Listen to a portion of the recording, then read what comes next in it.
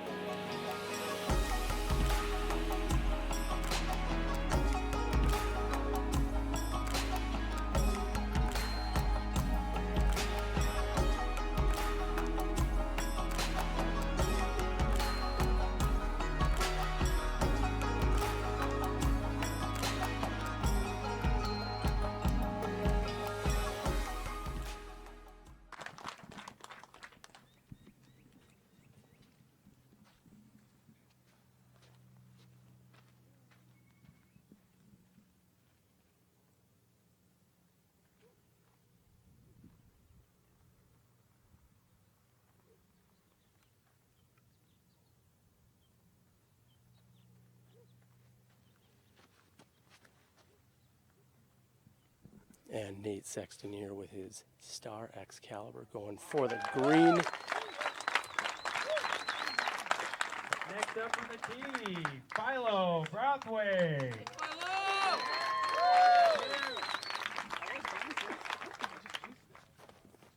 Okay.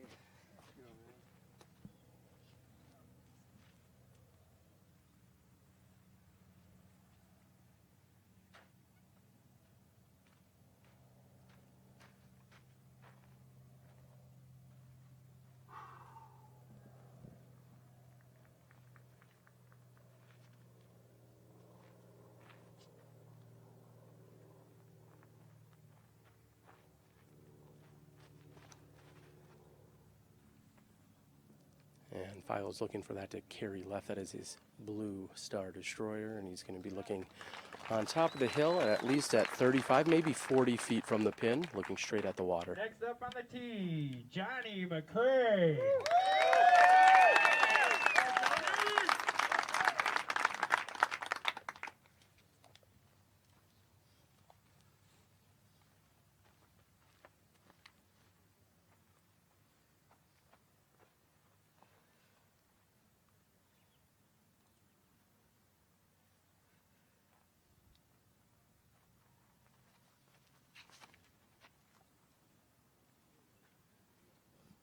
And Johnny's bobbing his head. He knows that's inbounds easily over the water. However, it's carrying wide, and it hits the banner sign. It looks to be safe. Next up on the tee, McBeth.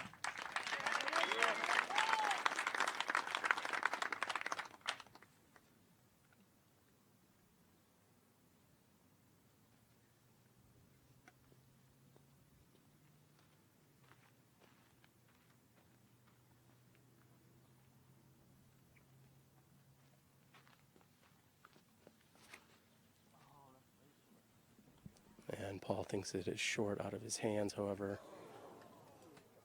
it looks like it has hit the wall, and the wall is considered the last point of inbounds, so he will have a very short and makeable putt from there. But he's going to be looking at best at a penalty 3 here on hole number 1. Nate Sexton here clarifies that he is in fact an aggressive player, and Nate, that was genuinely incredibly aggressive. Nice try. Thank you, thank you. All right.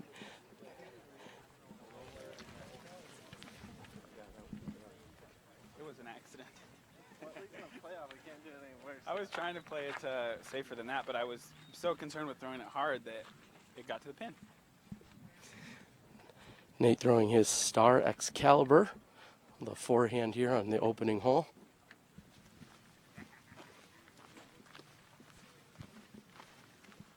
As we said, moving into today, Nate Sexton in the lead at 33 under par.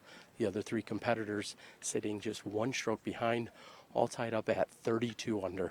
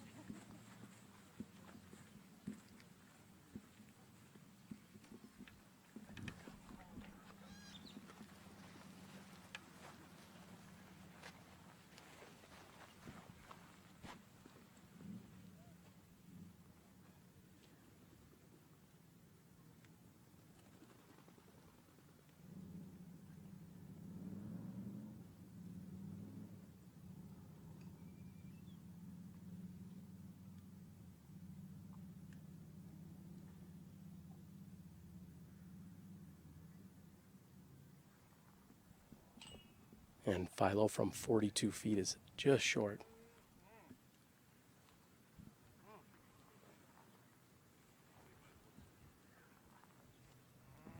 Looks as if McCray was possibly saved by one of the banner stakes that are found out here. Had he gone just a few feet further, he would have been, in fact, out of bounds. And he's going to bring himself up to 1 meter in from the OB line. And he's looking at 36 feet for his putt.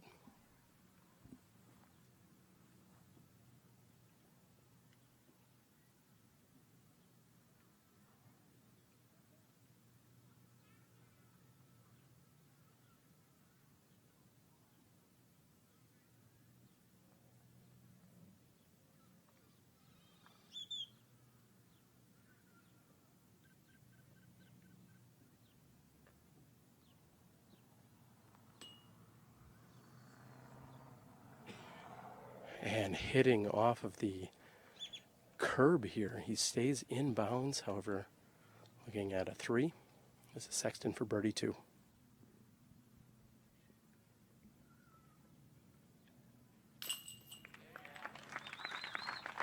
Nate wants me to mention that every putt he makes is going to be considered aggressive, as he told me earlier in the round.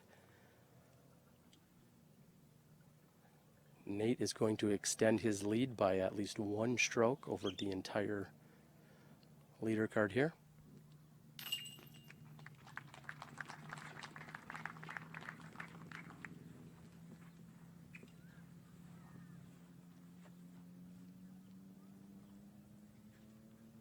JohnE McCray again bringing himself in 1 meter from the OB line.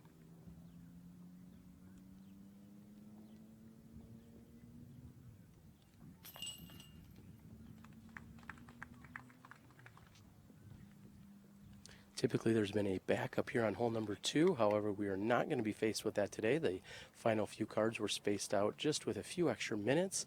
So we're anticipating a little less of a backup from what we saw the other day or any other normal round when you're out here in a tournament setting. Just going to walk 60 feet here over to hole 2's tee. And again, Nate Sexton gaining 1 stroke on the rest of the leader card.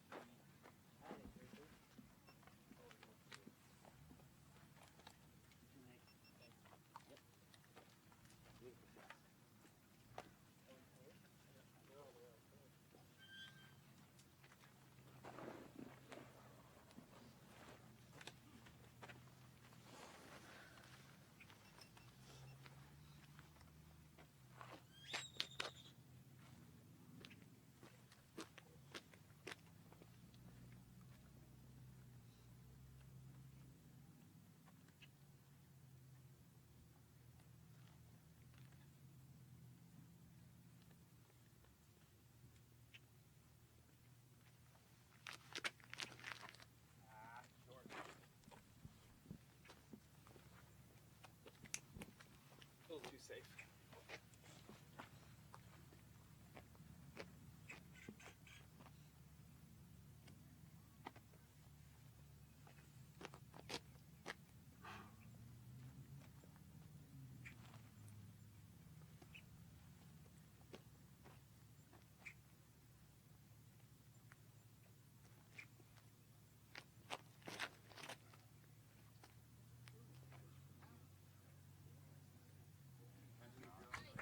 And Philo takes the more traditional route here.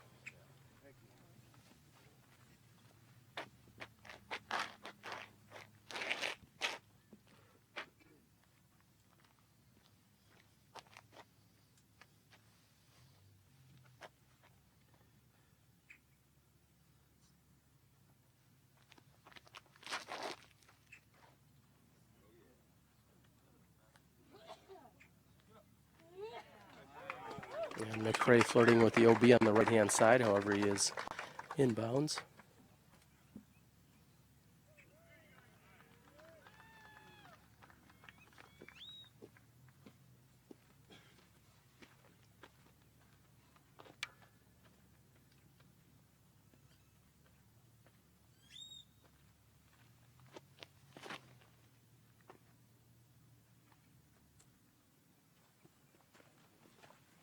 And McBeth's release with his destroyer is low. Certainly looking to avoid those trees.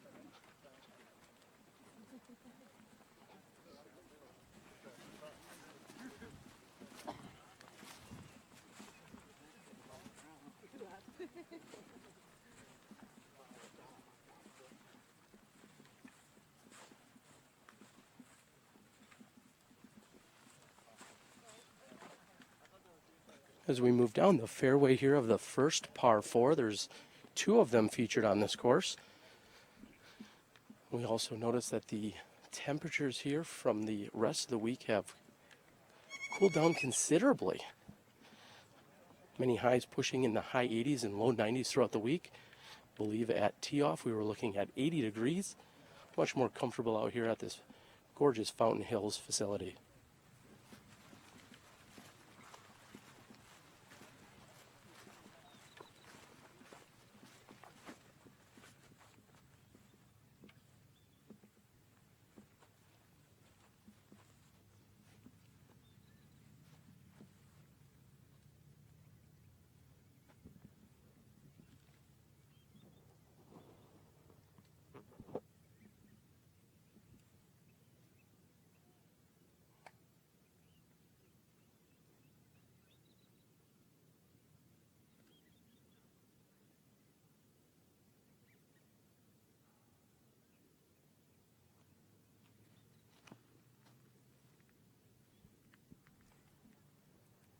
And McBeth playing the wide hyzer, just looking for that to stick near the basket and just missing our cameraman. McBeth has put himself within a few feet of the pin.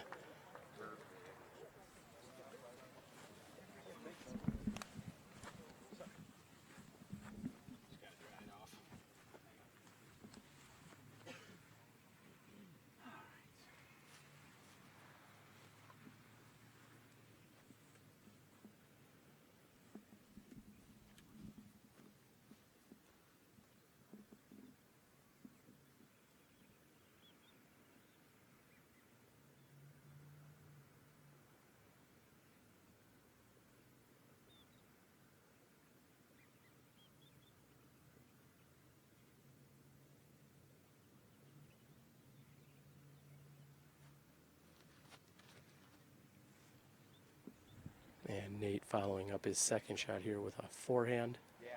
That is getting up and rolling closer to the pin. Great shot by Nate Sexton. Philo is right next to the 375-foot mark.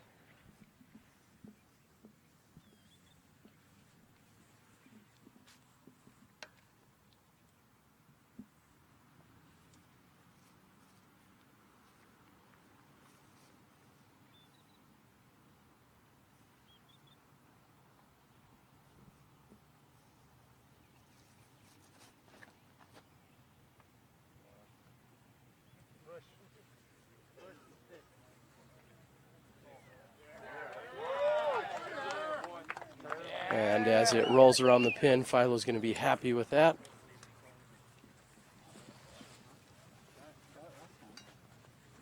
And McCray out driving everyone in the group here by a considerable amount.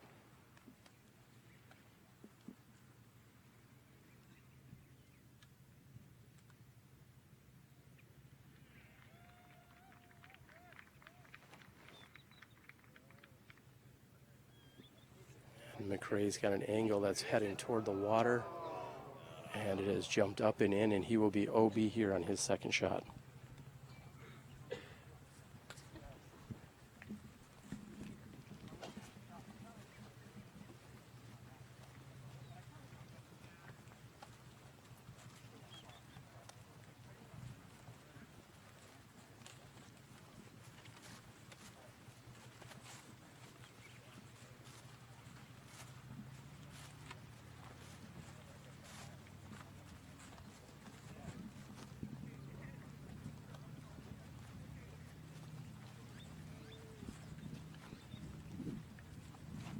At the top of each hour here at the Fountain Hills Park, you'll see one of the world's largest fountains going off. It goes off for approximately 10 to 15 minutes depending on the weather. Very cloudy and overcast at the moment, which is nothing like what we've seen out here for the last 5 or 6 days in the Phoenix, Scottsdale, Fountain Hills area.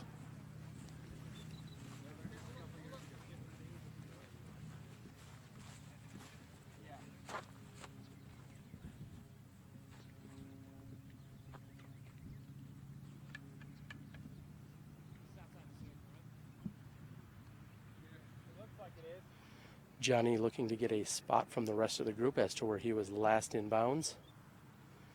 Anytime you find a player go out of bounds, they are able to bring up to 1 meter back in bounds from where they had exited with a 1-throw penalty. And in this case, Johnny's going to get confirmation from the rest of the group.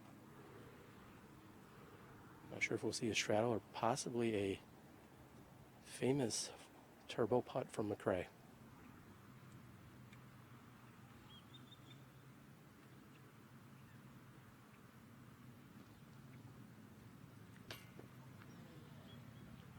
And just off the front of the basket, no more than 2 inches short, McCray.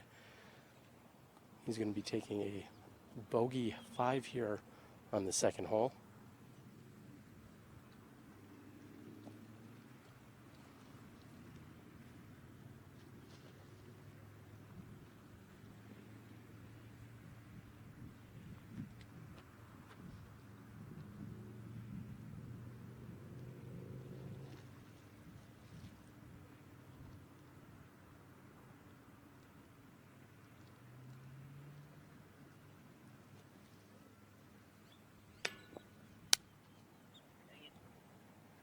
Sexton is short with a very unique backdrop, seeing hundreds of birds heading toward the water.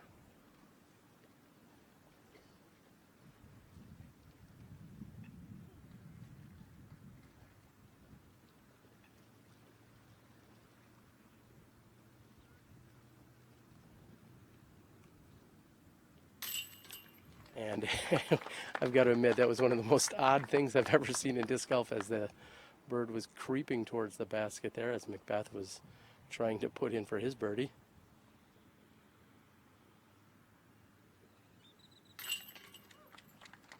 Philo has an easy tap in here.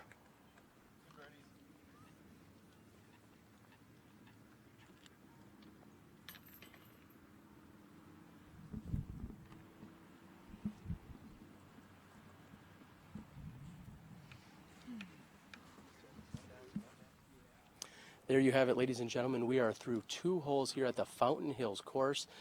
We're in our final round. Nate Sexton not able to capitalize on his birdie opportunity there. He's going to lose a stroke to Paul McBeth as well as Philo Brathwaite. JohnE McCray with some bad luck filters into the water. He's going to take a bogey 5. We're seeing things mix up. We're going to move over to hole number 3. It's 294 feet with an elevated basket. One of the shorter holes on the course. Certainly a must-get birdie. Stay tuned. You're watching live disc golf right here on SmashBoxxTV at Fountain Hills.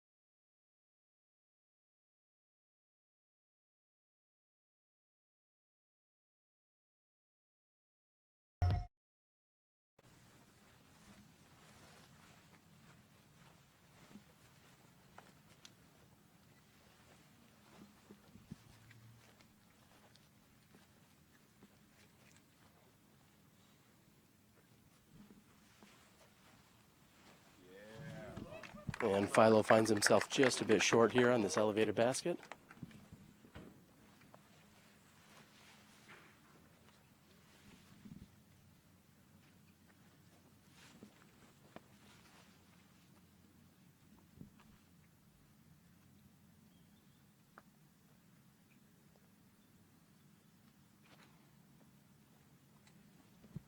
McBeth going with a high right hyzer here.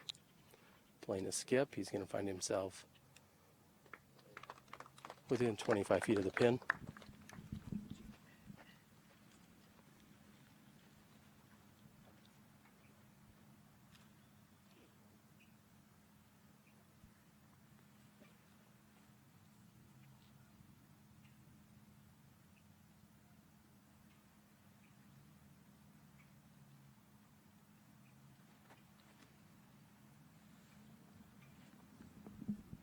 And Nate giving it the opposite rotation with the forehand.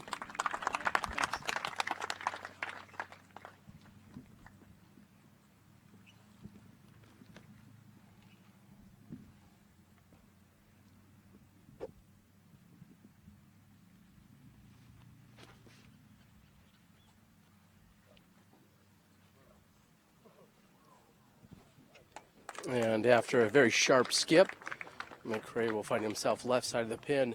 Again, Nate Sexton at 34 under par, Philo and McBeth at 33, and JohnE McCray at 31. Go out and share this link. Let everyone know you're watching live disc golf right here on SmashBoxxTV.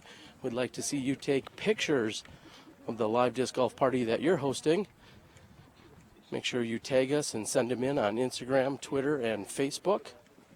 We will be giving out a prize for what we deem as the best, most exciting looking SmashBoxxTV party.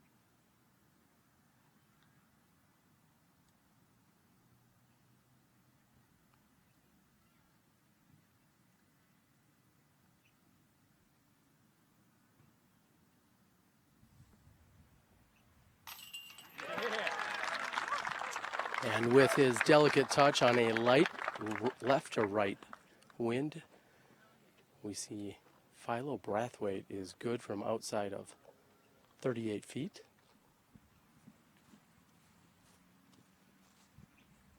There'll be a slight headwind putt here for McBeth.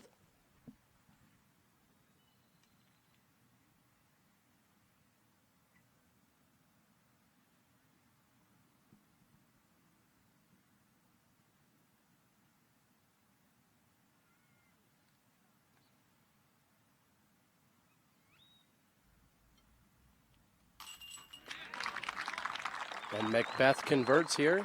He's going to keep pace with Philo. Nate Sexton can retain a one-throw lead if he can convert.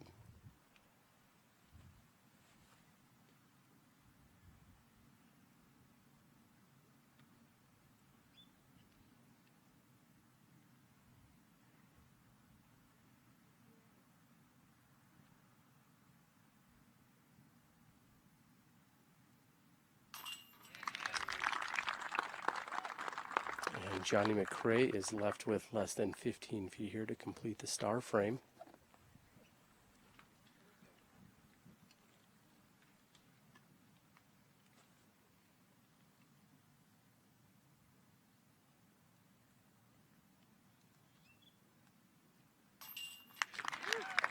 And McCray is in. We've got 4 birdies in 4 attempts here on hole number 3. We also just caught wind that thanks to the PDGA live scoring, we've been updated to learn that Ricky Wysocki has started out hot, getting 5 of the first 6 holes. We're going to keep our eyes on that second card, see if anyone can possibly make a charge here. Stay tuned. You're watching live disc golf right here on SmashBoxxTV.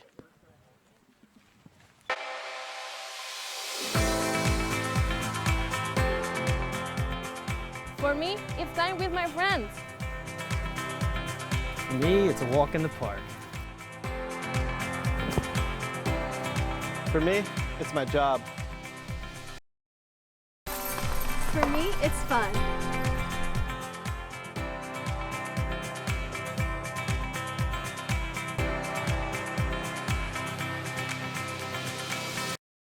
Hello SmashBoxxies or Smashies or Boxers or SmashBoxxers.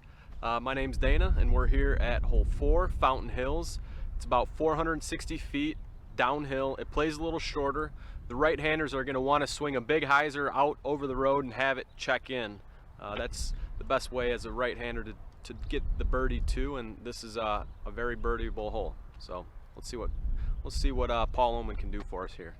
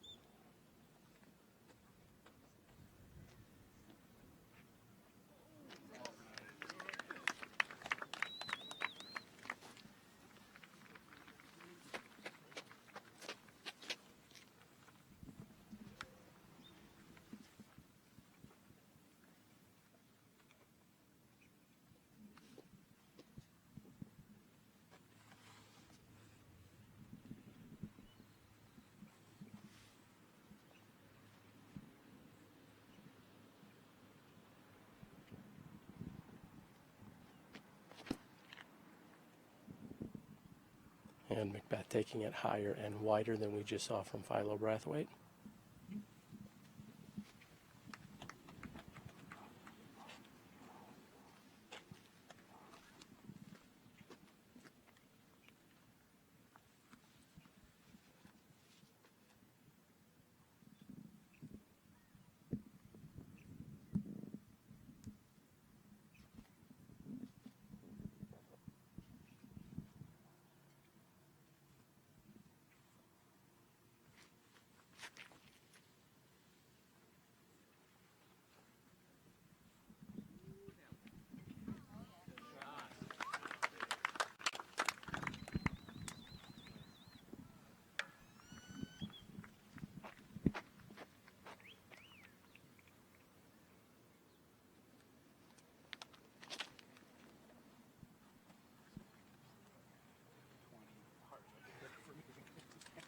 JohnE McCray hoping for that to get up and roll toward the pin, just as we had heard Nate Sexton's had done.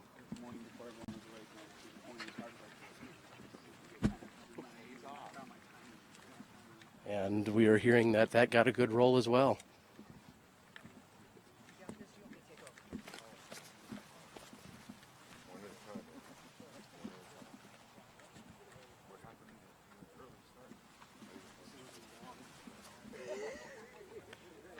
You may have learned of the results from the women's division a little earlier. We were able to go out and catch up and follow the women in for the final few holes, as it was a very dramatic finish. Shortly after this hole here on number 4, after they've completed, we may be able to have a cut over to start the action, letting you know how the final 3 holes unfolded. Katrina Allen and Paige Pierce battling it out all the way down the stretch. SmashBoxxTV was able to catch up, so sit back and relax as we'll be able to bring you the final few throws from that epic battle that took place just a few hours ago.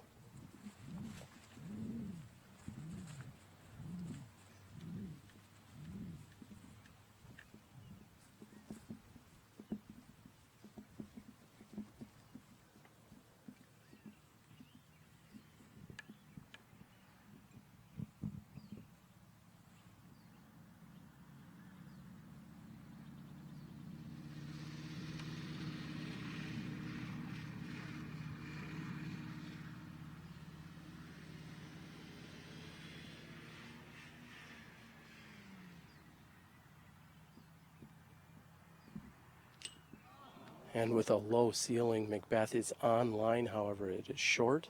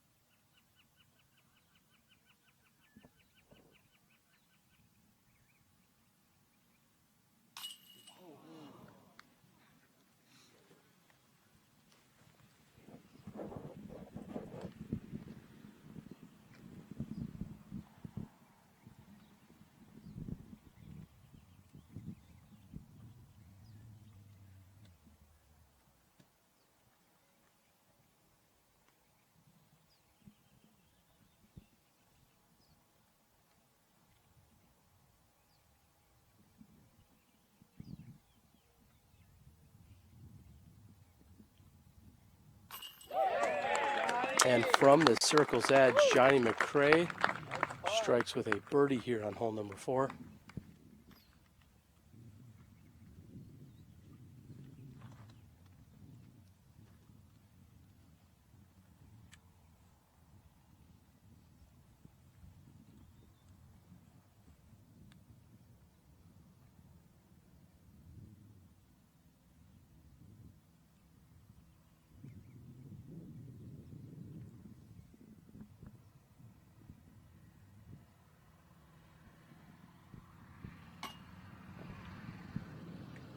And Sexton's 28-footer, possibly 25-footer, just a bit high, released out of his hand and catches the upper portion of this mock X basket. JohnE McCray is going to gain a stroke back on the rest of the card here with the lone birdie on hole number 4. We're going to have a lengthy walk over to hole number 5. Stay tuned. You're watching live disc golf right here on SmashBoxxTV. Motorcycle. Yeah, I heard it. It was stupid. I heard it coming.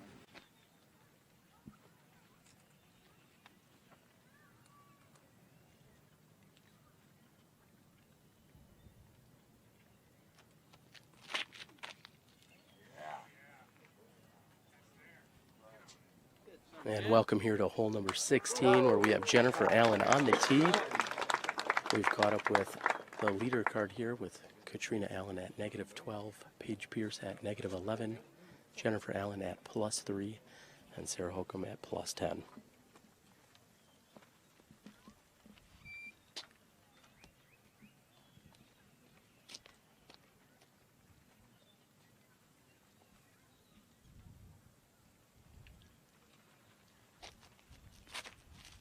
There you go, Trina. Woo. Yeah.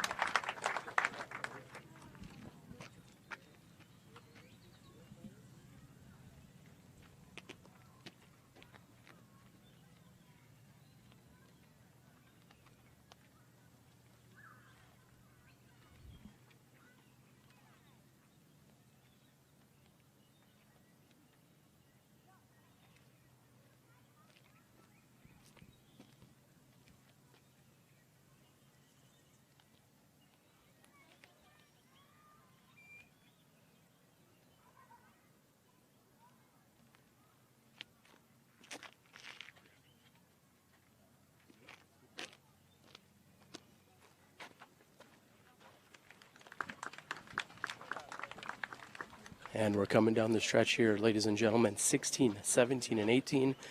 Katrina Allen has a one-stroke lead over Paige Pierce.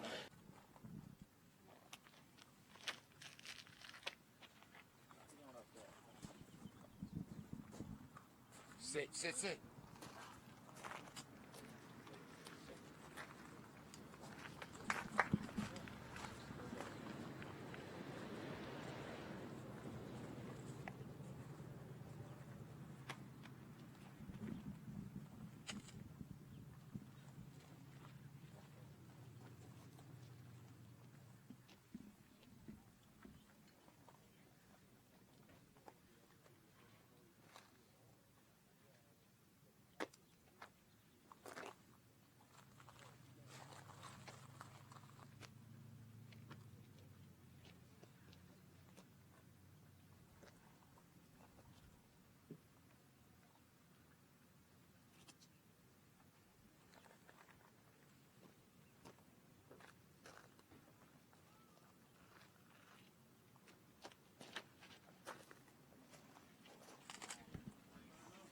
And Philo throwing a mid-range here.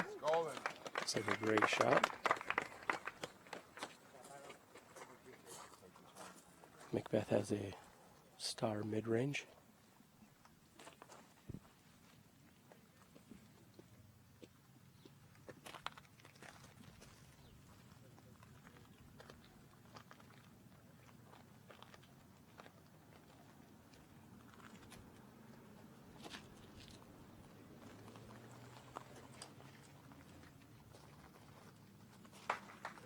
And McBeth is left side of the pin. We're going to see a forehand with Sexton's Star Excalibur. Sexton doing a little course management here.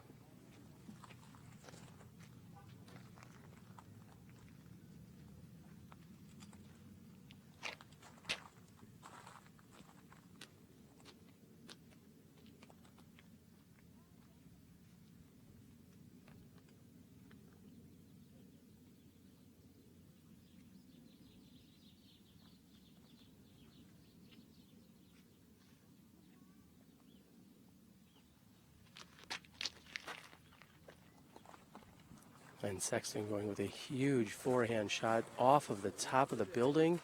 And it looks like it may have carried long, tough to tell. However, he is inbounds and he is safe. Nate Sexton telling us he's going to be aggressive today. A little bit of aggression, maybe a little bit of luck. But here we are, hole number 5.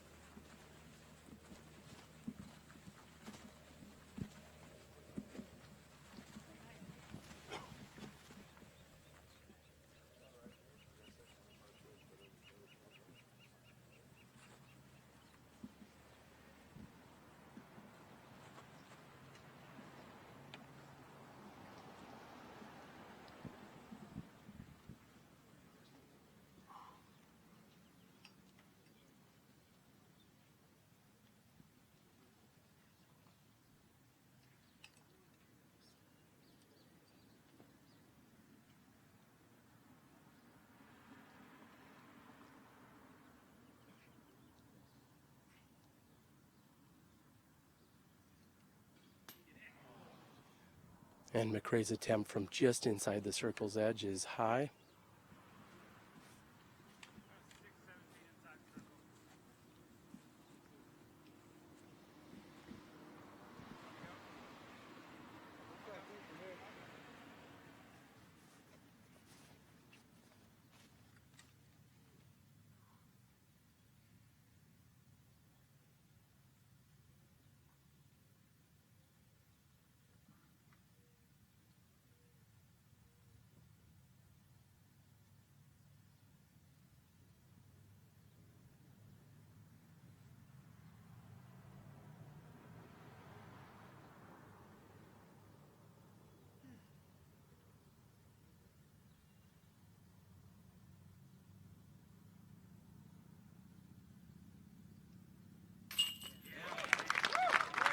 And with a little bit of trickery here on hole number 5, Sexton's able to capitalize and take the birdie. He's going to retain the lead with that.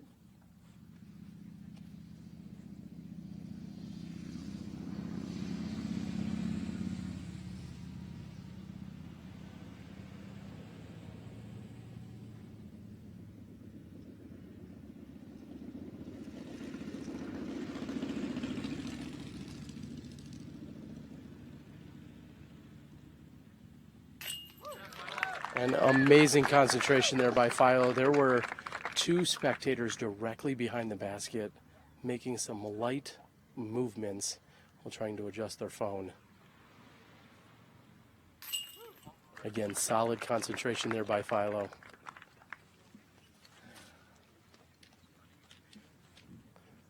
As Philo walks by, he lets out a hefty sigh.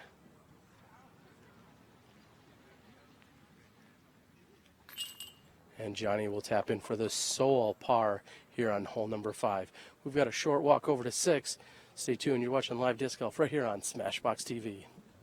Hello, Smashies. We're here at hole 6, Fountain Hills. It's about 220 feet. There's a couple different routes you can take.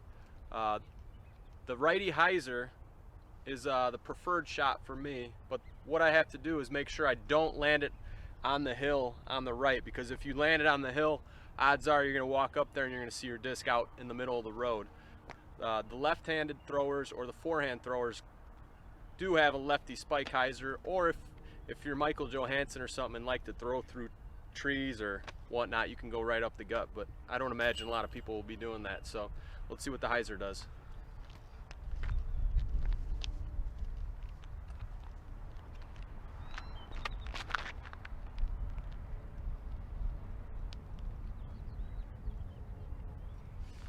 In the road or under the basket, we'll see.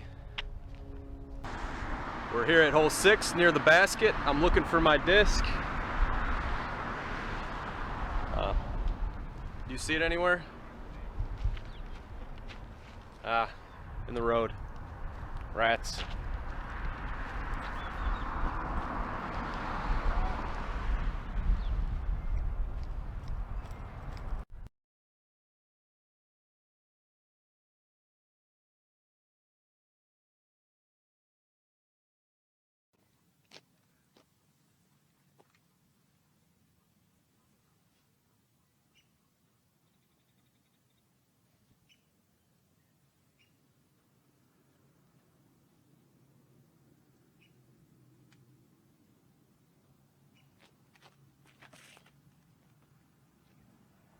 Philo with a high right-handed hyzer here.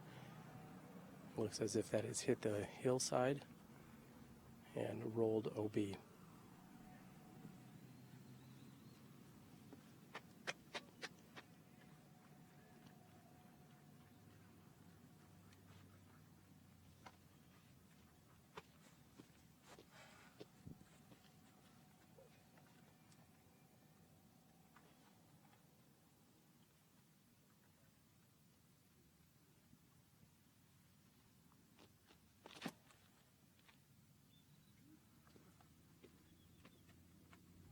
And McBeth is on the left side.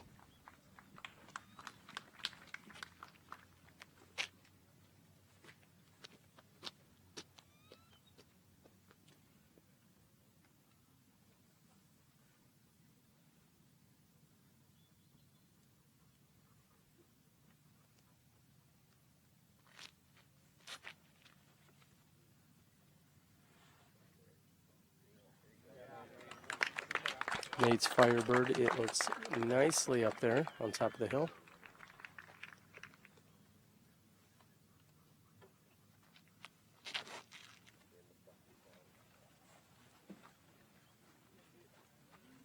And that looks as if it's hit the hillside and it is continuing to roll, and it has found itself OB.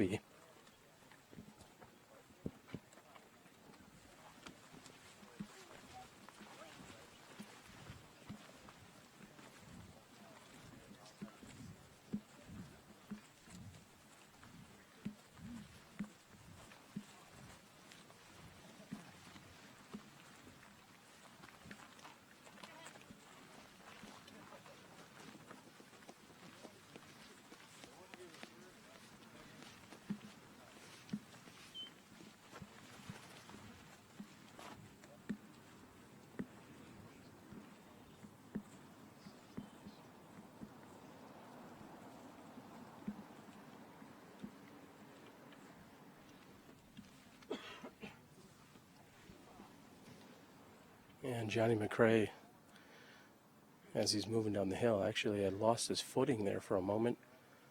Hopefully he's all right from that spill.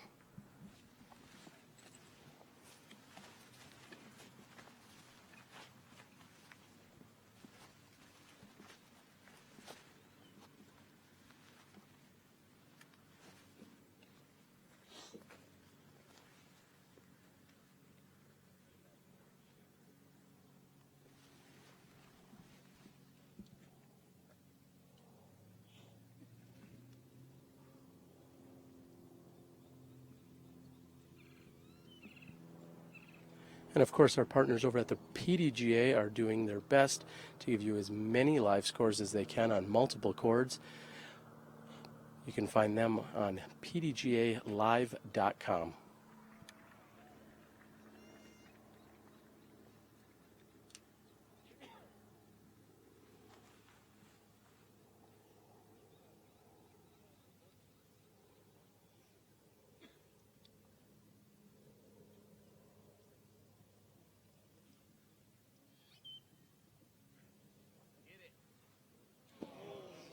And another attempt with a turbo putt by McCray.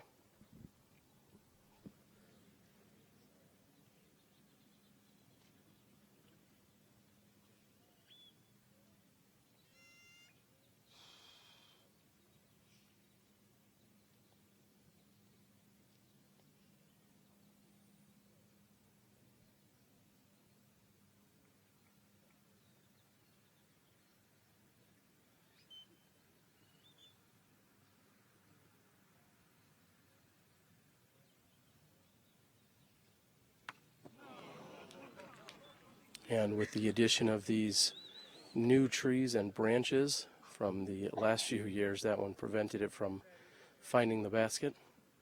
McBeth is just a few inches inside the circle with a straight downhill directly behind the basket. He is definitely running for this.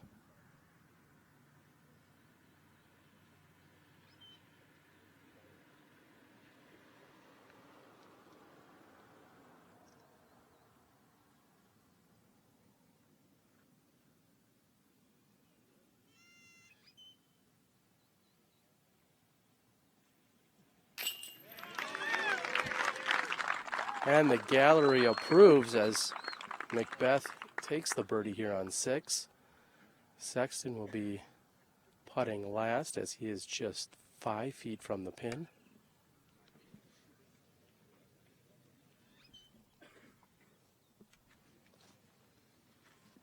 And with flow of play, we'll see Philo tap in.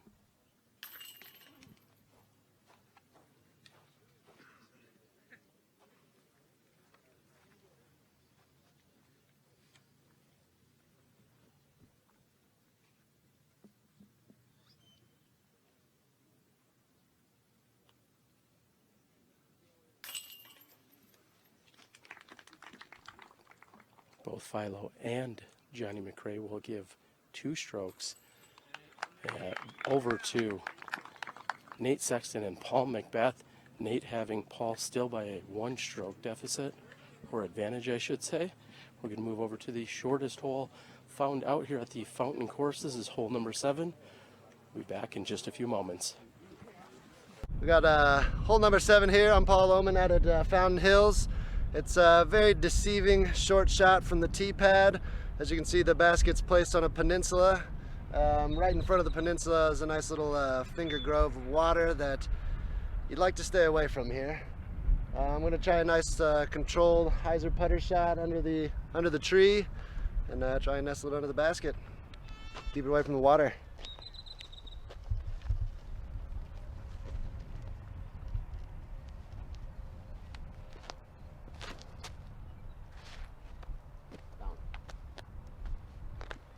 Sounds like water.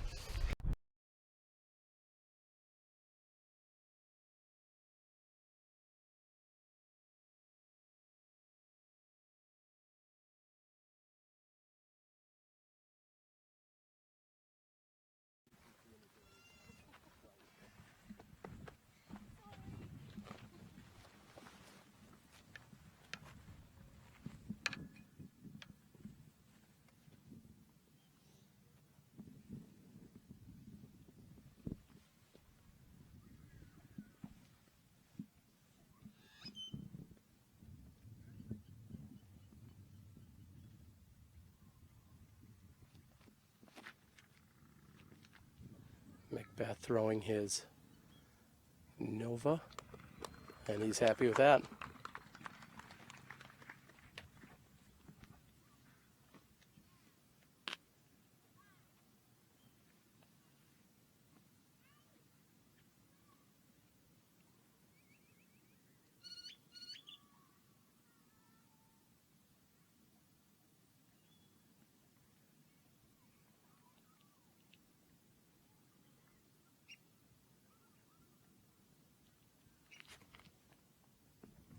And Nate with a standstill approach throws his dart. Next to throw will be Philo Brathwaite with an AVR.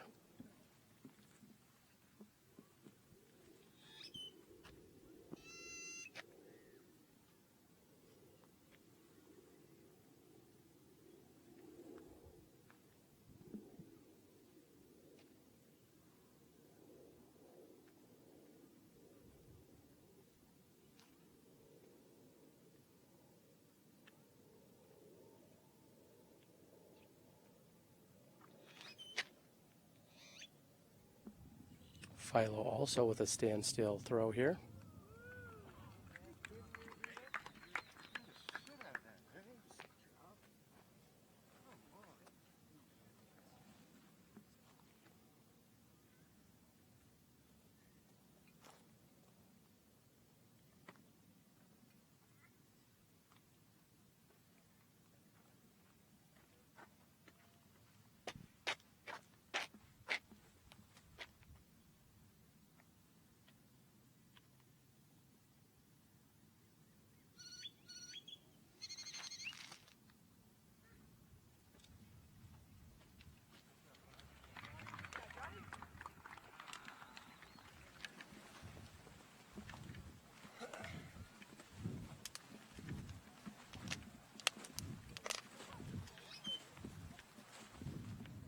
A very nice sized gallery out here taking in all the action in Fountain Hills, Arizona. We have a mildly cloudy day out here in the low 80s, high 70s, and everyone is in for a treat. Some excellent disc golf. We also hear that Simon Lizotte has birdied 7 out of the first 8 and is making a charge.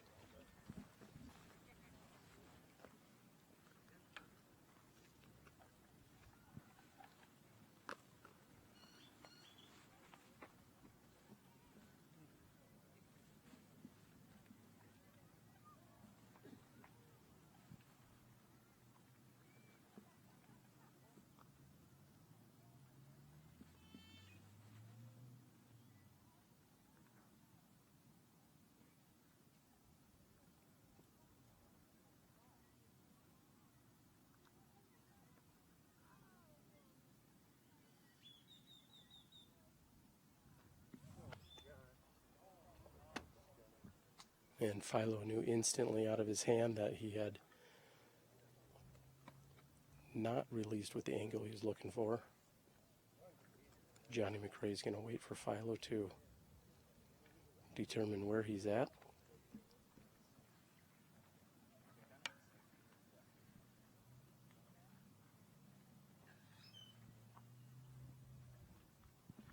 Uncertain as to if Philo is in fact out or if it's McCray. It looks like Philo is going to prepare himself to putt next.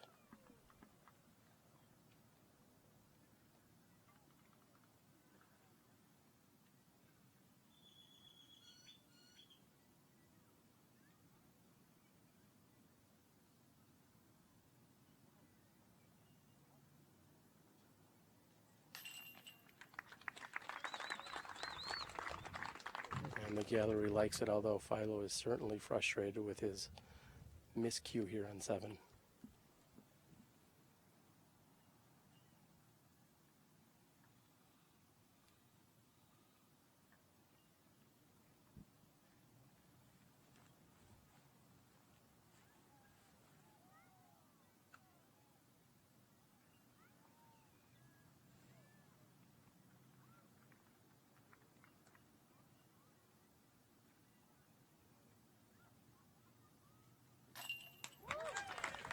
And Johnny recovers from the bogey on 6 with a birdie on 7.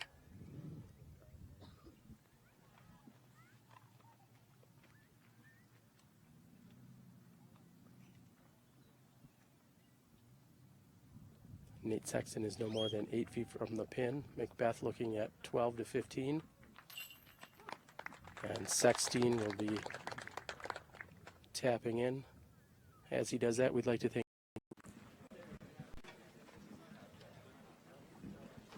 What's that?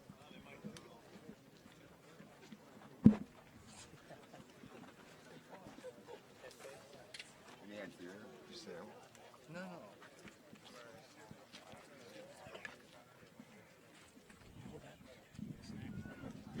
Hey Marty, they're gonna be teeing off. I know. It's okay. I'm just referencing.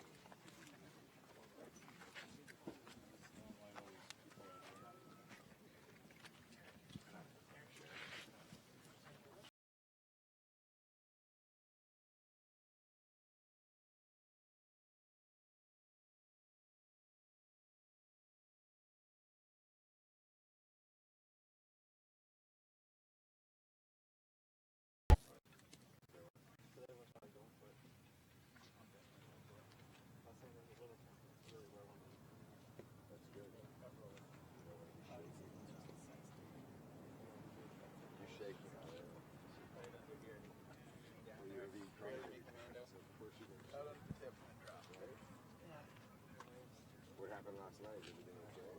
Yeah, we just In the trailer, or they hit the? No, I didn't mean the trailer.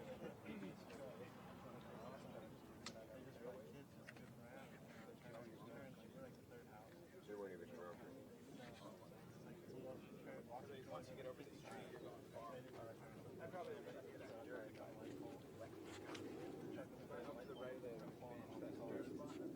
At the house. The truck was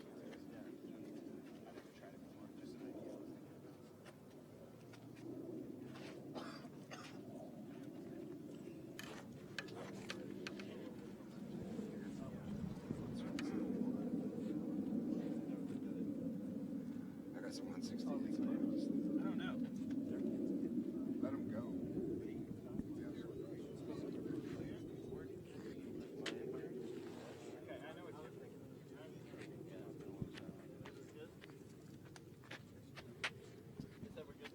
Yeah, Terry said we're clear. Yep, they said. Paul McBeth on the tee.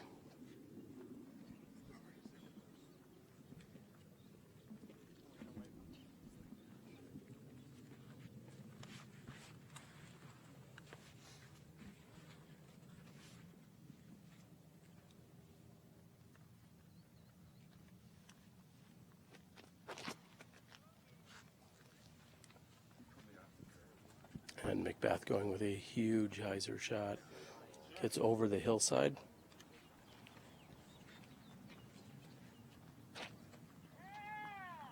And it is continuing to roll.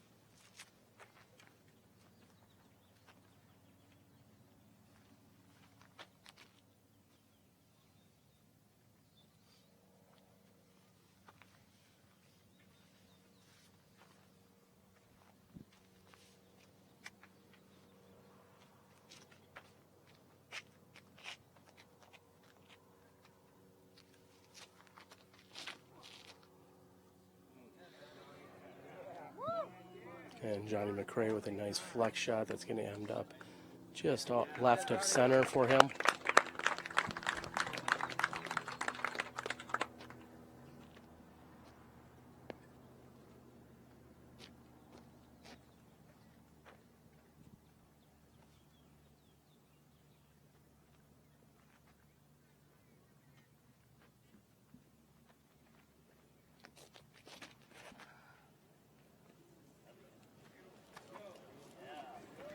And Philo going up and over the tree directly rather than around it.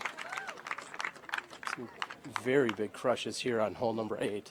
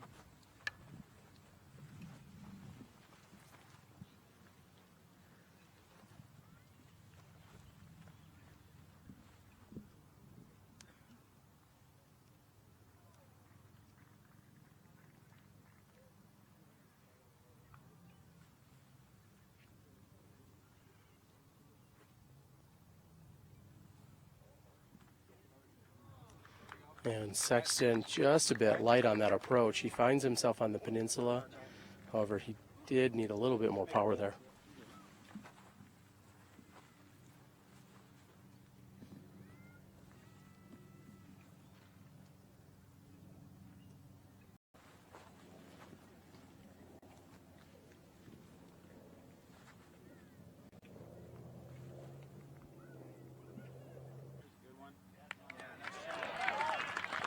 And McCray parks it under the basket. He's going to have an easy 3 from there.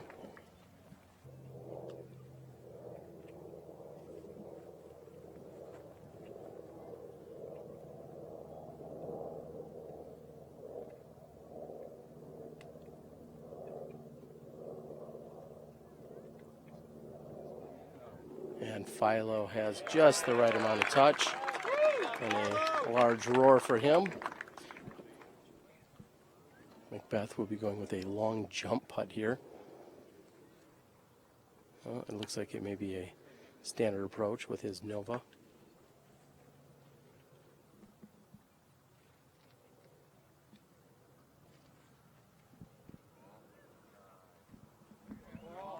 And easy for Mr. McBeth.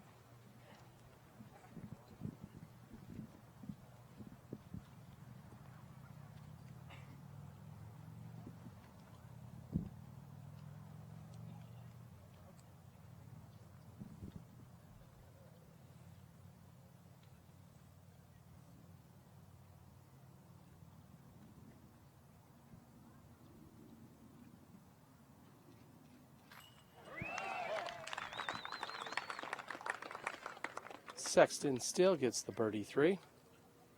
This is the second and final par 4 that we find out here at the Fountain Hills course.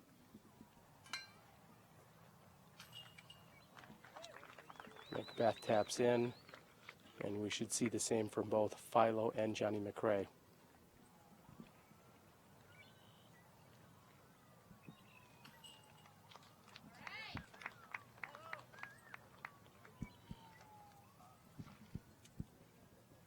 4 birdies in 4 attempts here on hole number 8. These guys are playing solid golf on the leader card right now. We've got Nate Sexton has a 1-stroke advantage over Paul McBeth. We're going to move off to hole number 9. We'll be back with you guys in a few minutes. Hi, I'm Val Jenkins, and we're at Fountain Hills on hole 9. This is another peninsula hole. You'll see behind me there's the first peninsula. The basket sits on the second one. The water juts in right where the hill goes down and back. There's some people fishing there, so you want to stay clear and you want to stay to the right, make your up shot right under the basket hopefully, and yeah, just stay dry on this one, that's the key.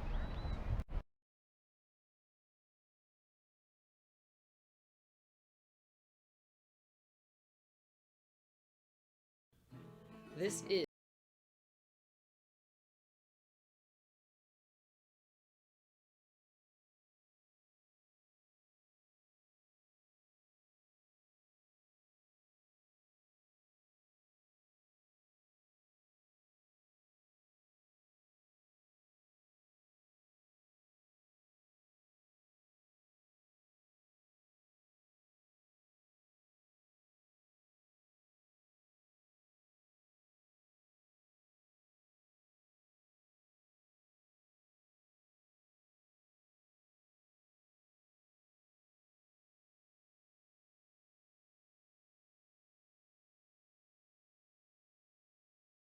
The pro tour.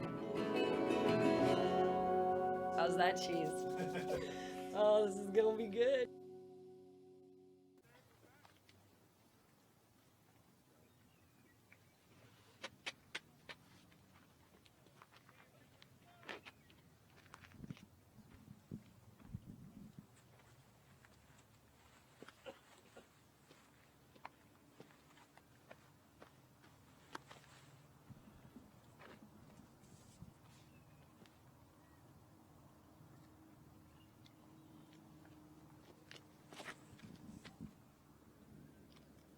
Hole 9 measuring in at 406 feet out to another peninsula green.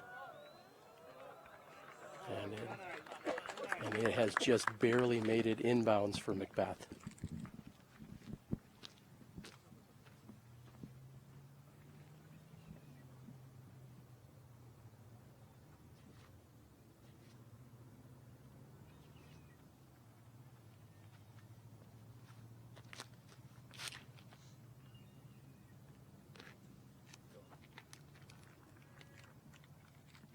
Sexton with a wider route.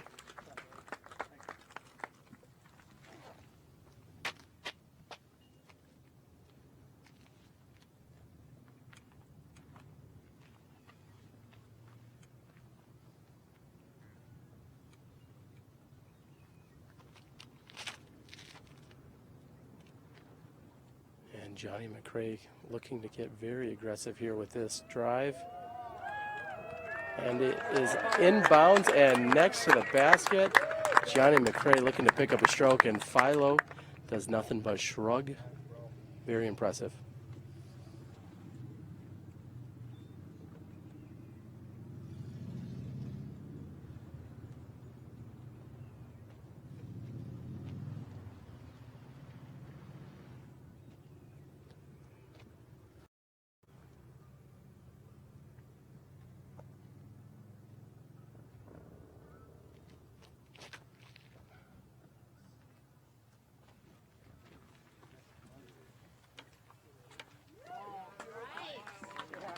And another good-looking shot there by Philo. Fun fact that a few years ago when Paul McBeth shot his record-breaking round, this was the one hole that he did not birdie. Afterwards, he told everyone that he feels like it is a tweener hole between a 3 and a 4 to begin with. However, this was the one hole, and he was just short on the putt. So, hole 9 made famous for that reason alone.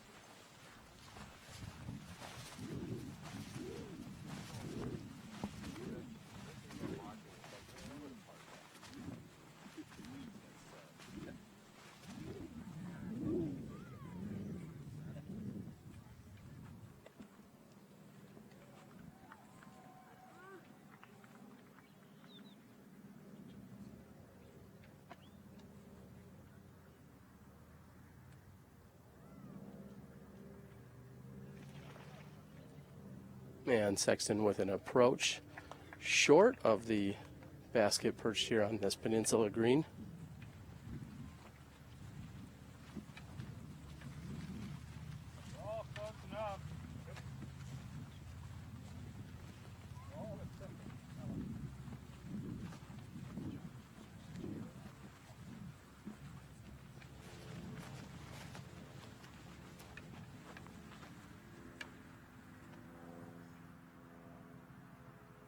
And McBeth with a layup.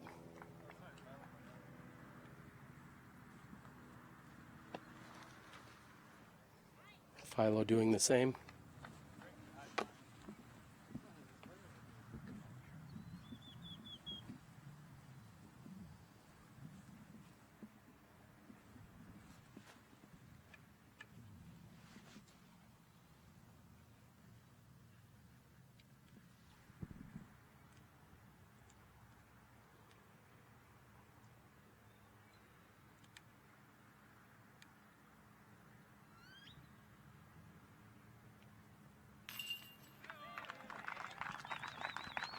And with ease, Nate Sexton takes his three here on hole number 9. As we're looking at the top of the hour with the fountain recently starting back up for us.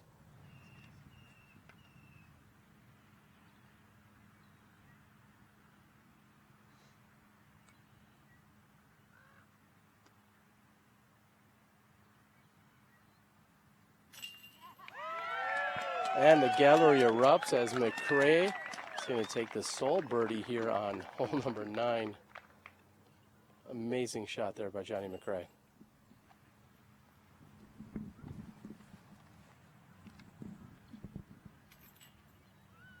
And Philo will tap in as well. We're going to have a brief walk over to hole number 10. We are halfway through our round. You're watching the 2016 Memorial Championships presented by Discraft. We'll be back with you on hole number 10 in just a few moments.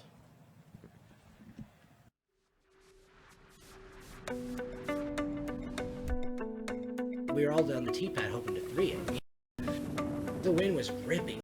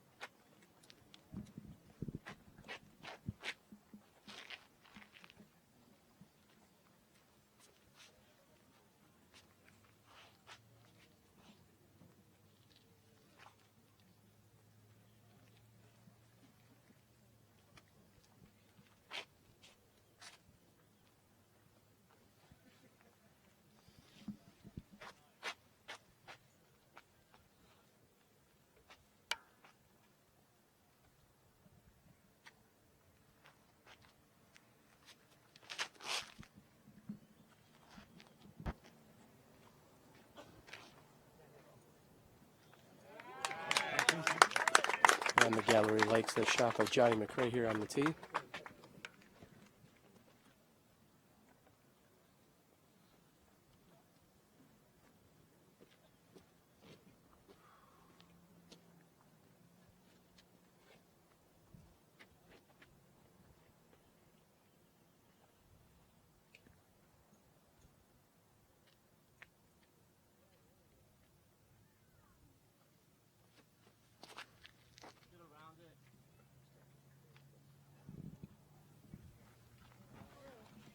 And McBeth needing more distance on that right-hand side, a little more clearance.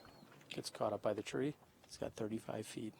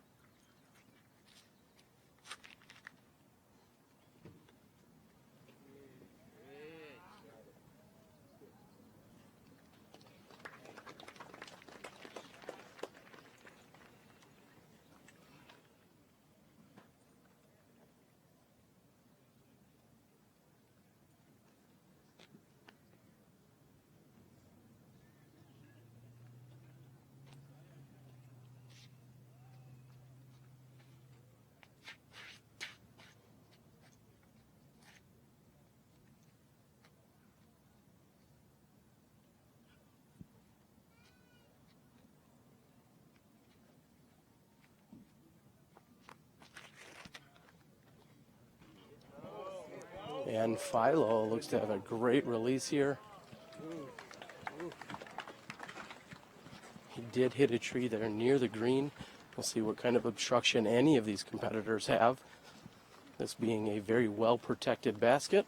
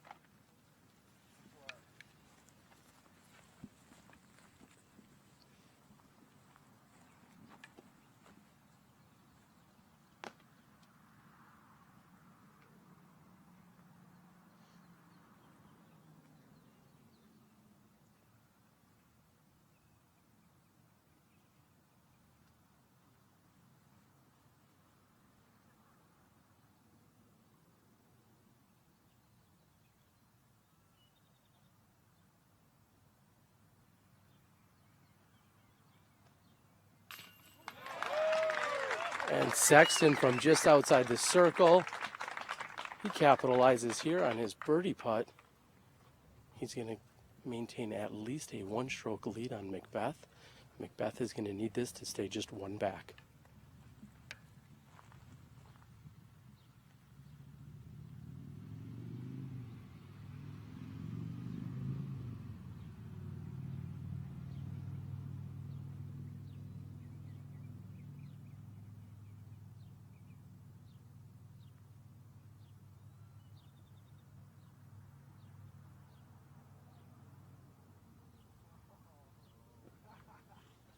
And McBeth, with a slight chuckle, realizes that he was way off his mark.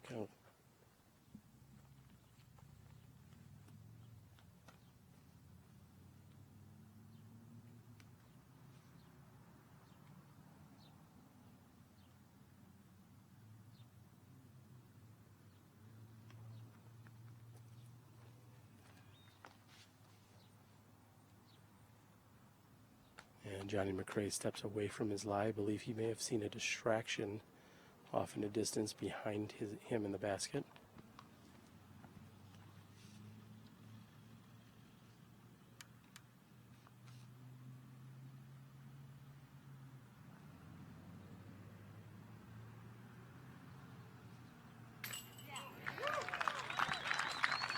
McCray on a tear here, picking up the pace as he is now birdied hole 10.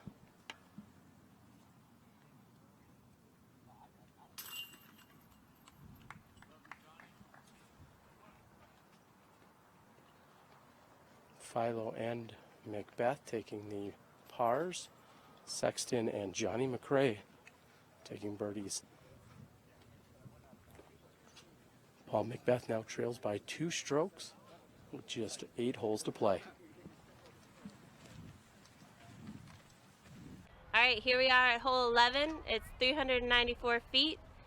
We have some elevation. This hill is just slanting, so the elevation can play your disc all the way down to the water or definitely across the road and the sidewalk. So you want to just have a nice straight shot. You'll see around the basket there's a few palm trees, so those can get in the way when you're putting, but this is a good birdie opportunity.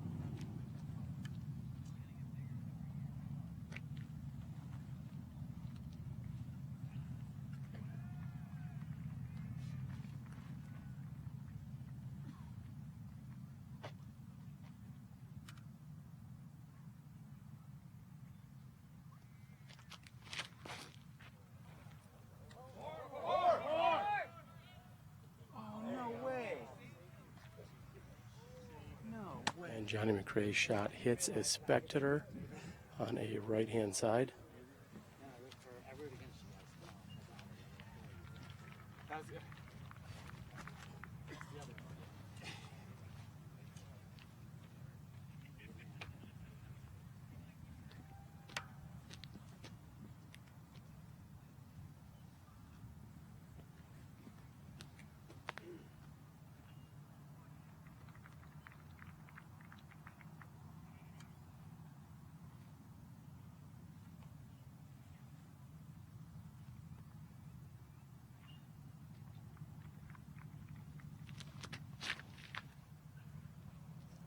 Yeah, Nate.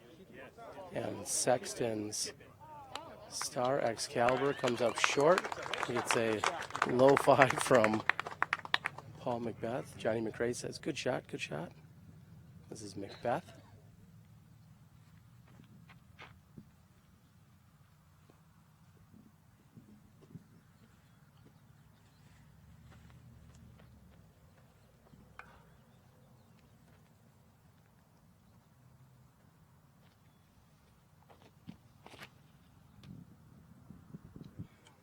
And playing the slight flex shot. Paul's looking for that to move left. However, he's come up short as well.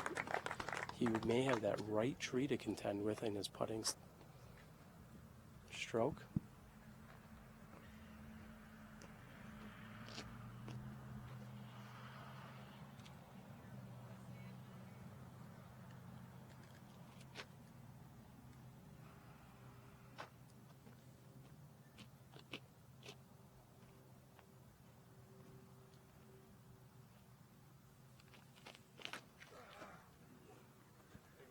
And Philo just needs for that to finish and miss the tree.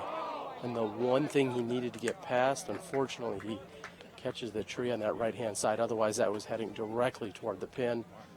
A fortunate break here for Philo. Again, we've got Nate Sexton sitting at 40 under par in the lead, 2 strokes over Paul McBeth. JohnE McCray is 2 behind him, and Philo Brathwaite 4th on the card currently at 34 under par.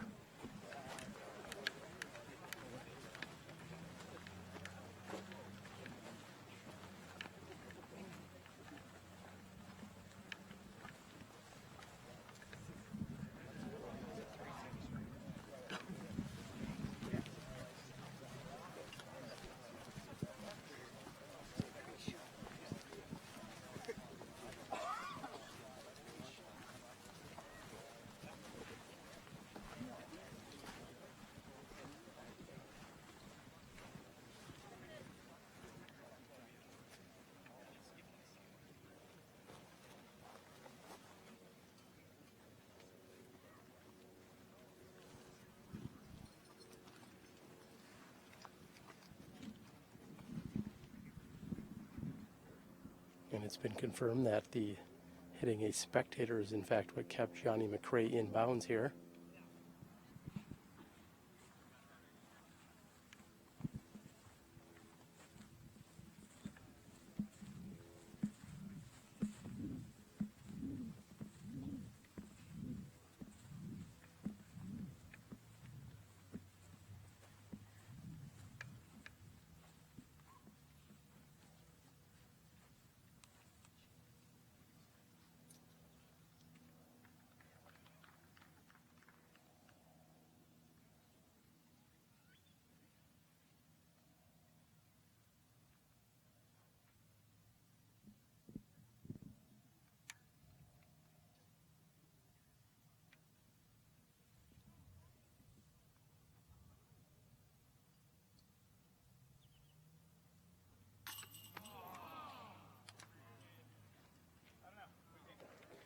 Left-hand side for Philo.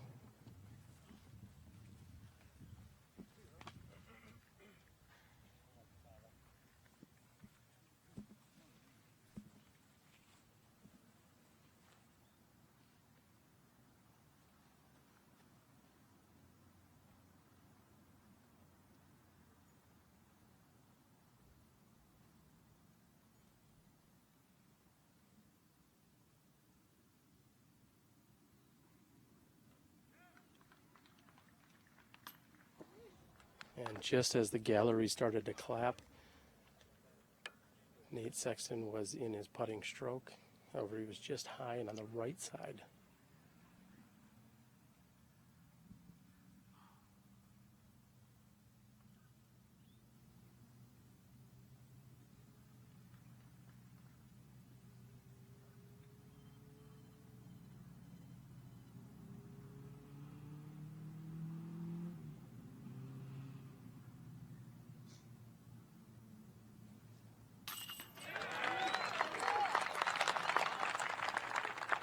And McBeth extended to his right knee.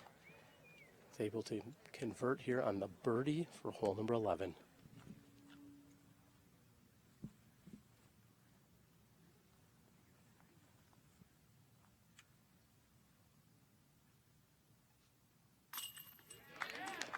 McCray is in. Both Sexton and Philo will be able to take threes here. Paul McBeth is going to take the tee and pull within 1 stroke of Nate Sexton.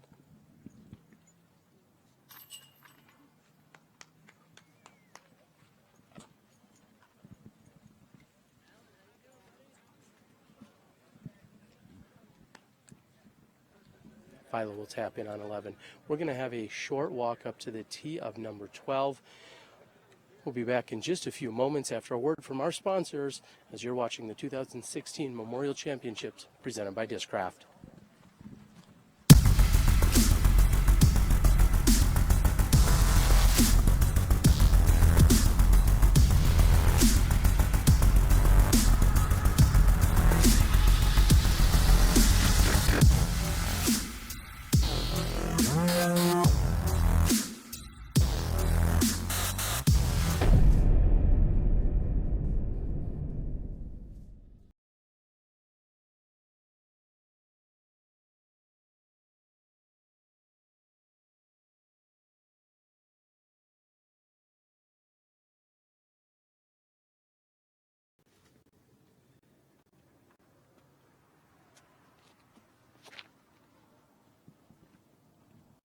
Paul going with a low direct route here on the hyzer, and that is carrying left. This hole fades down and left toward the OB sidewalk. He is short of that.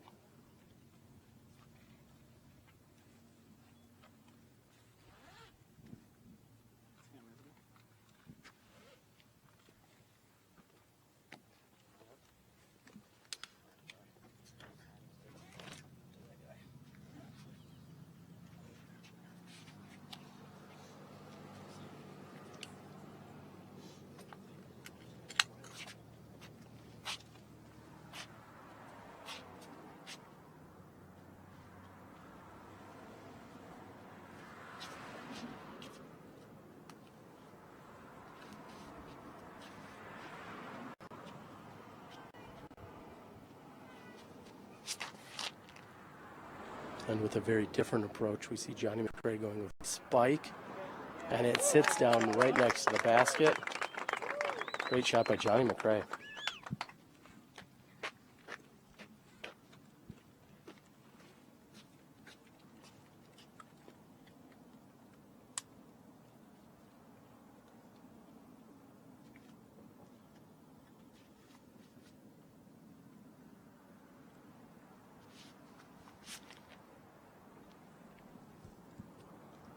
Sexton going with a similar approach.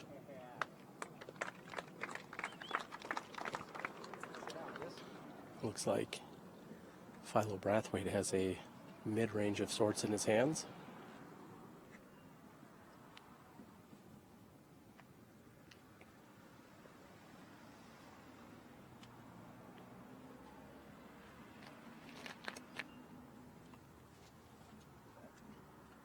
And like McBeth, he's going to need that to sit down. And he carries left in a similar fashion. He's going to have a little bit of a putt from there.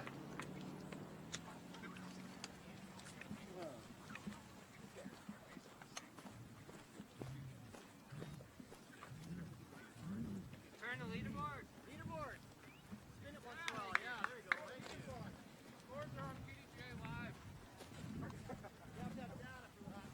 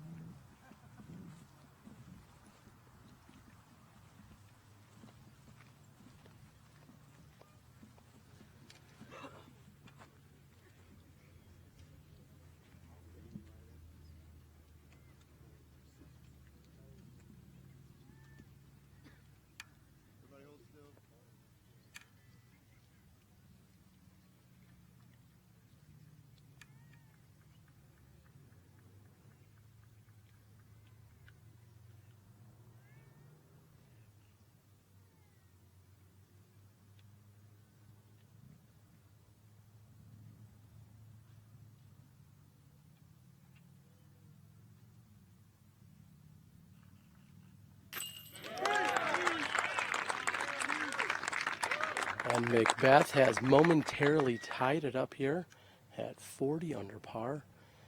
If Nate can convert on this, he will retain a one-stroke lead.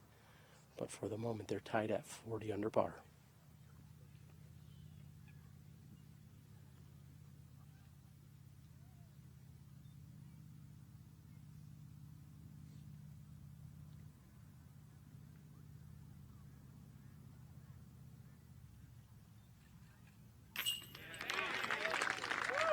And Sexton answers.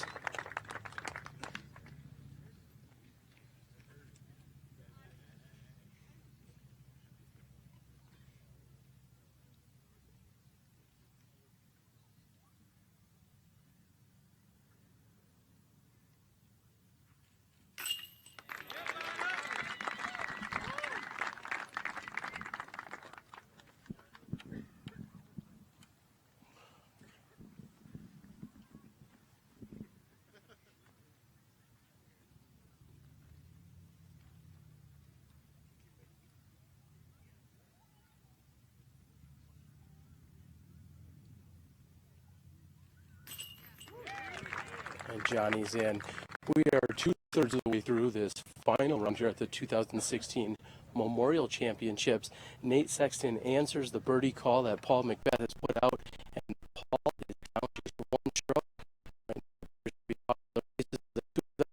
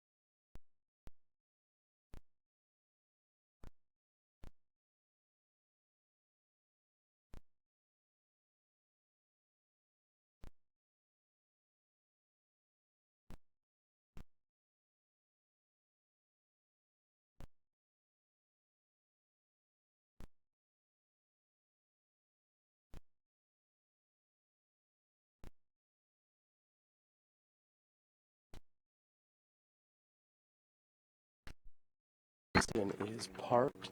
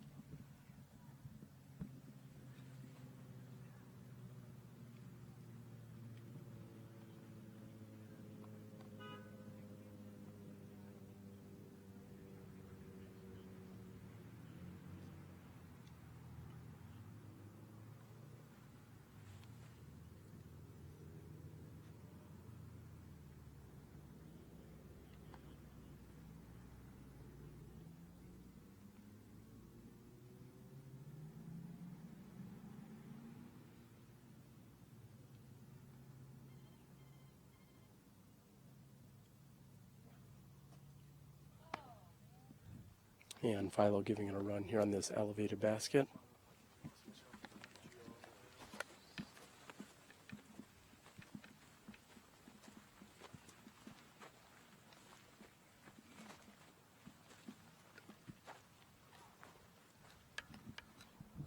McCray finds himself just underneath this small palm tree for what's going to be somewhat of an awkward stance here. He's going to have to just put his foot behind there, and looks like he shouldn't be affected by it.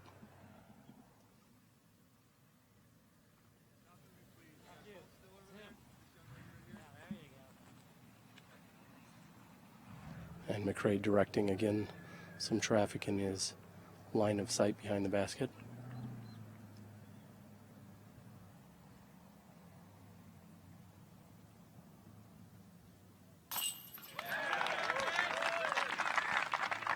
And the patience of McCray pays off here.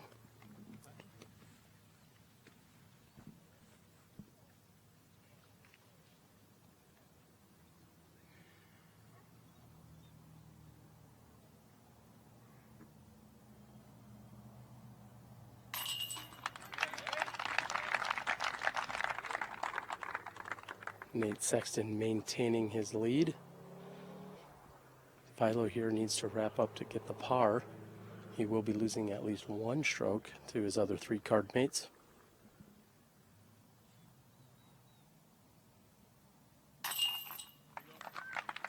And Paul McBeth will just remain 1 stroke behind Sexton after his tap in.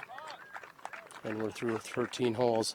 The battle continues of the travel partners, otherwise known as the Sexy Beast Tour. Paul McBeth and Nate Sexton. We're going to move on to hole 14.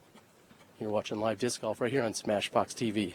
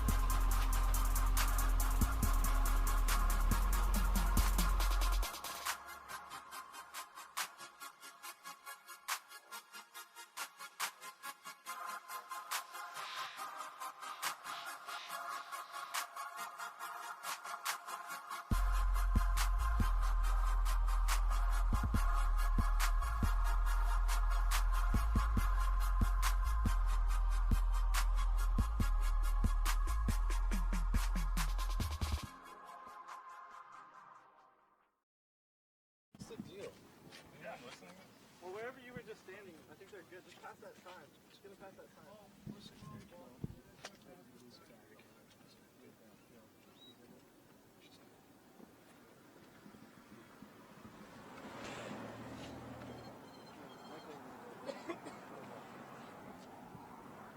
And we're back here on hole number 14. PDGA Media Manager Marty Gregoire directing traffic, making sure all the crowd and gallery out of the way. And Paul McBeth on the tee with his champion monster.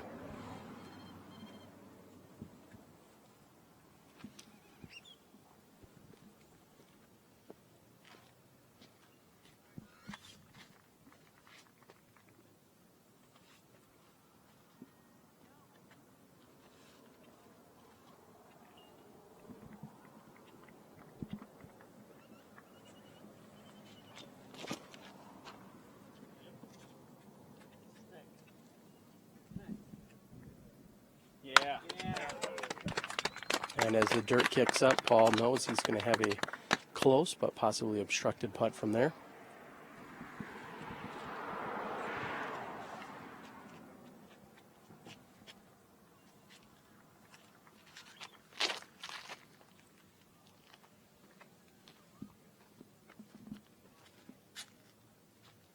Nice. And a nearly identical shot by JohnE McCray.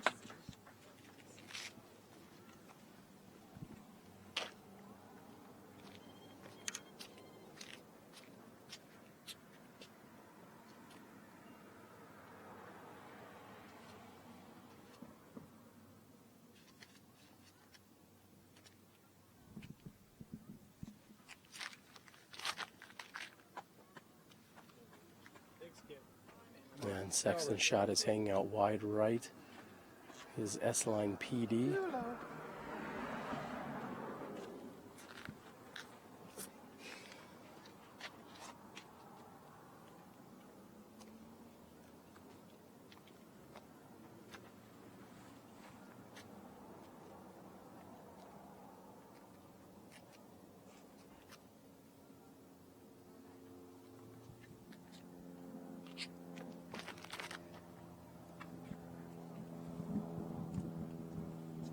And Philo's shot's coming in nicely. We're going to see if that sticks for him, and it's done just that. He's going to find himself near McCray and McBeth.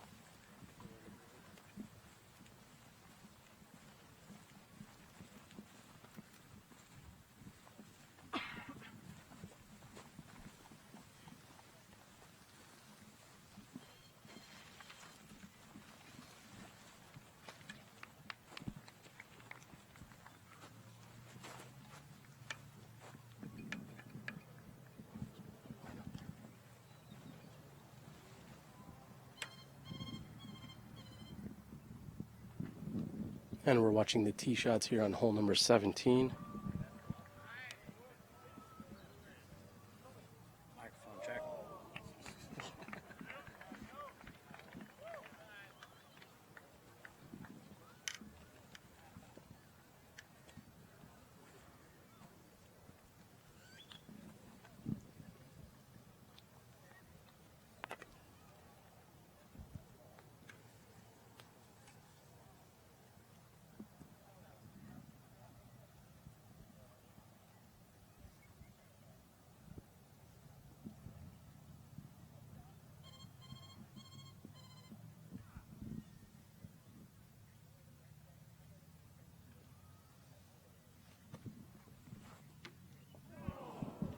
And Nate going up and over.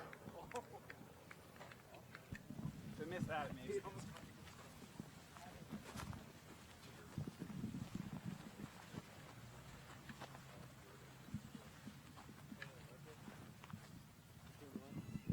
Seems to be a pink disc party here.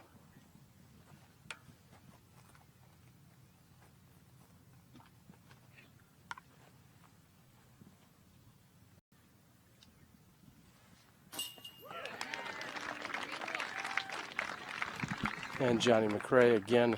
Here's a successful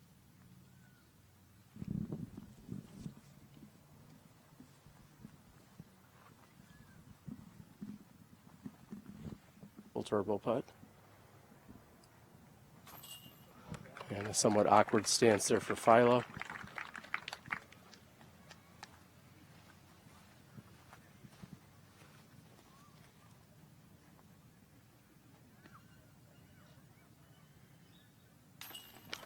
Another outstretched McBeth as we saw him on hole number 11.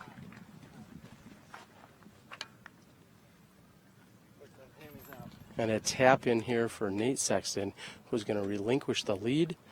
They're all tied up. We're moving over to hole number 15. Stay tuned. You're watching SmashBoxxTV.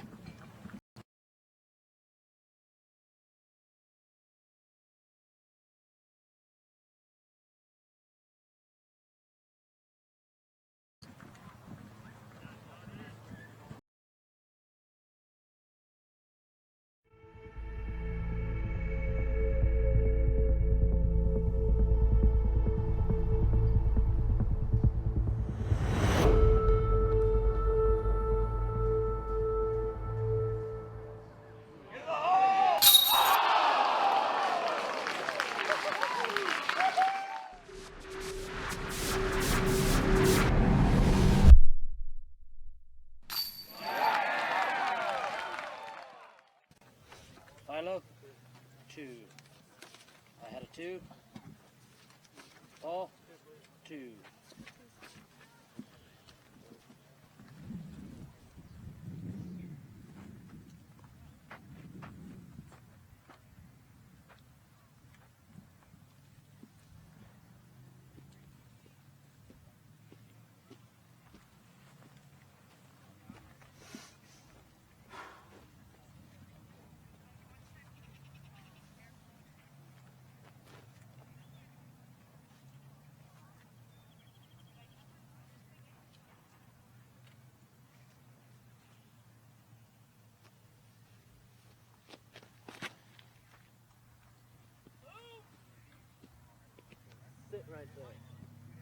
McBeth asking for it to sit, and that is exactly what he didn't want to happen, as it is hit near the pin and rolled back.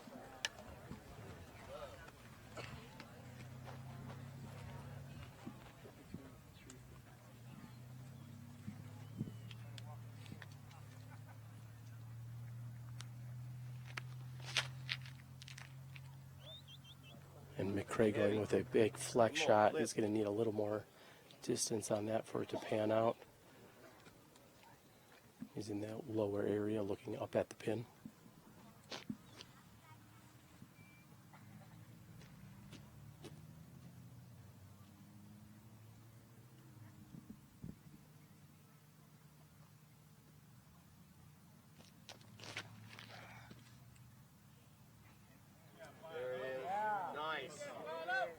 And Philo unleashes a huge drive here. Gets the forward progress. Takes his hat off for the gallery. He's been struggling this round, but a great shot there.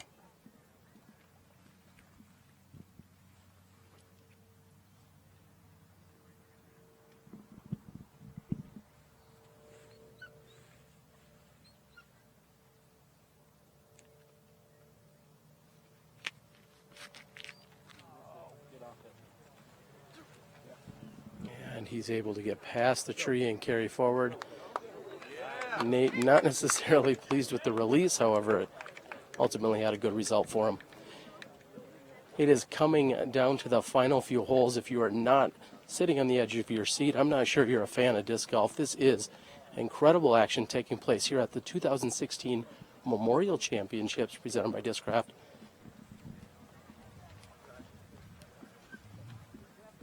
As we move into the final few holes, we encourage you to make sure you take a picture of your SmashBoxxTV party. Let us know how you're enjoying the memorial action. The best photo that is submitted will be announced on Tuesday night's podcast. We encourage you to step inside the SmashBox again Tuesday nights at 9 p.m. Every single week, Johnny V and myself bring in guests from all over the country so we can talk some disc golf, including the wrap-up show here for the 2016 Memorial Championships.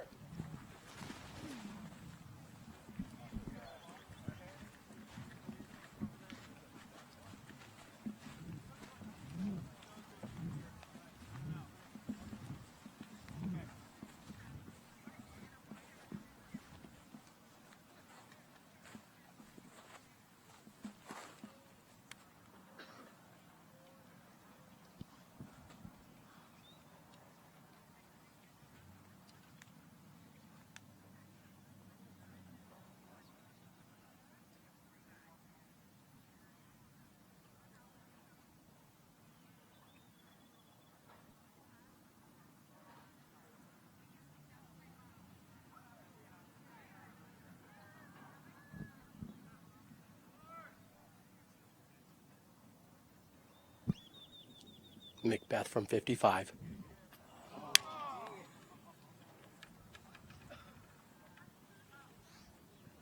Whatever you like.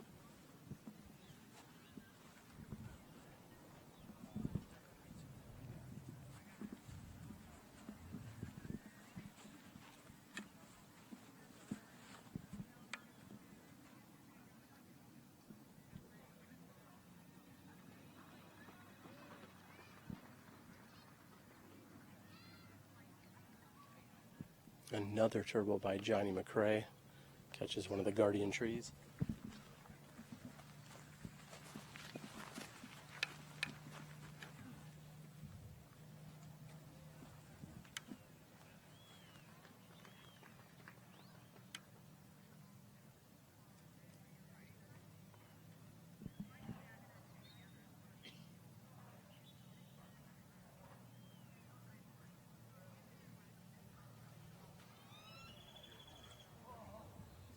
And Nate giving it a run from the left-hand side.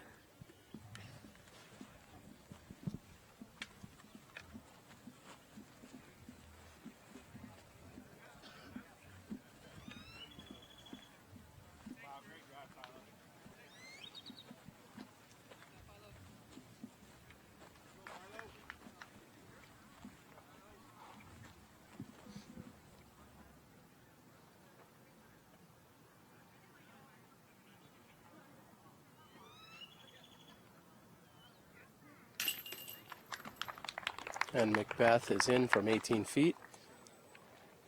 Seems as if both him and Sexton will push here on this hole.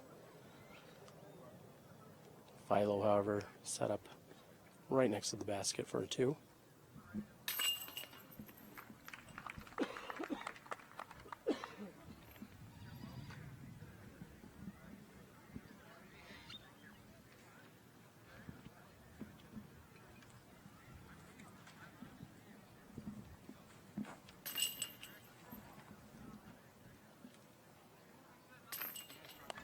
And Philo from no more than 4 feet here on hole number 15. He guards the only birdie 2.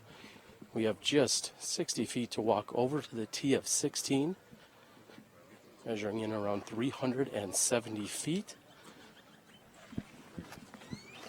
Hi, I'm Gary to the O. This is hole 16 at Fountain Hills. It's about 360 feet. There's a Mando to the right. It's really sunny out here and it's bothering my eyes, but you're gonna hang out a hyzer and go for the birdie.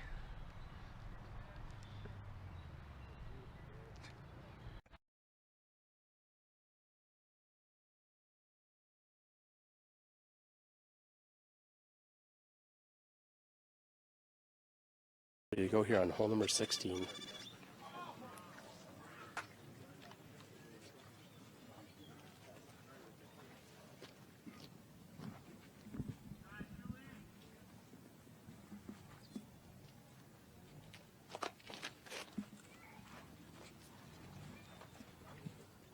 Great looking shot here by Philo, and he's come up on the left-hand side.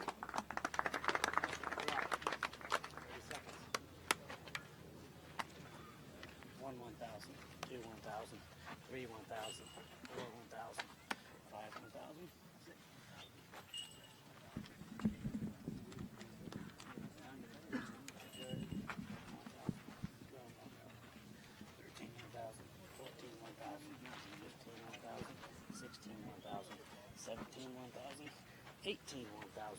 I'll take a slight break. 19 1,000, 1,000, 21 1,000, no, 22 1,000, 23 1,000, 24 1,000, 25 1,000, 26 1,000. I'm going to give him another second. 27 1,000, 28 1,000, 29 1,000, 30 1,000. It is now my turn, correct? Does anybody not know the rules that this is not my turn? It would just be, it'd be a time warning, right? Yeah. 30 seconds warning if you want to make it. He's coming. I don't think that's a warning for time. I didn't get no warning in 2006 at the World Championships when I was on the lead card. I guess rules don't apply to everybody.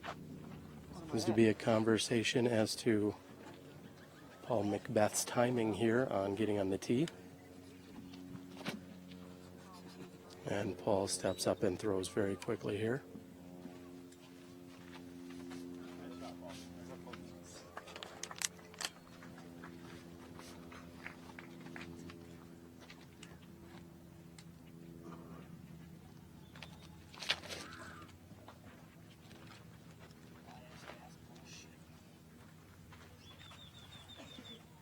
And JohnE McCray visibly frustrated or upset here on the 16th tee.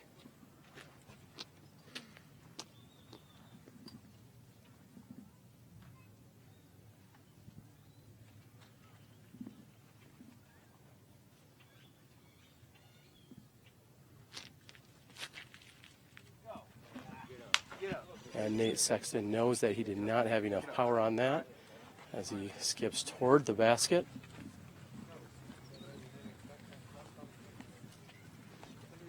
Some of you may have heard JohnE McCray counting out loud the conversation that was taking place near the tee as to whether or not Paul was in fact within his 30 seconds of throwing.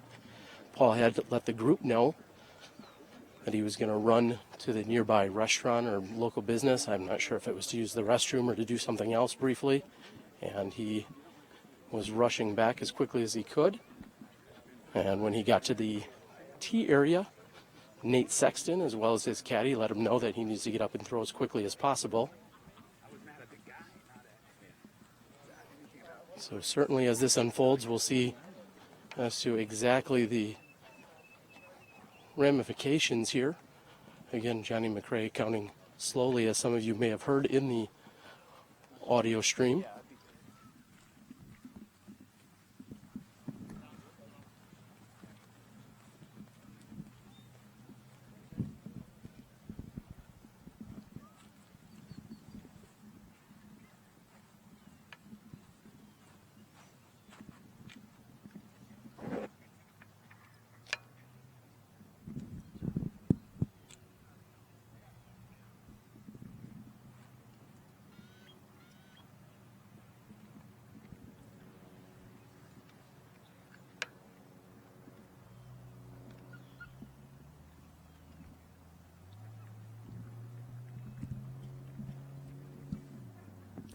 JohnE McCray had thrown a somewhat errant shot, finding himself more than 45 feet from the pin.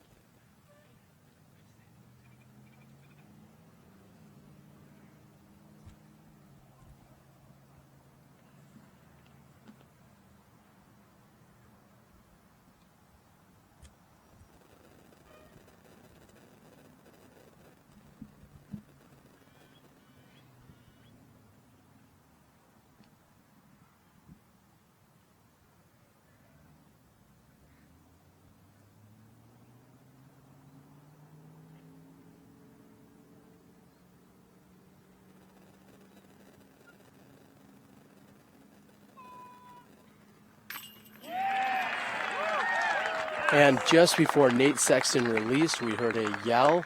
Not sure if that was on property or not, but either way, his solid concentration allowed him to make his 36-footer. He was outside the circle. Paul McBeth, after his very quick and hasty throw, is left with approximately 25 feet to the pin. If he can make this, he will remain tied with Nate Sexton.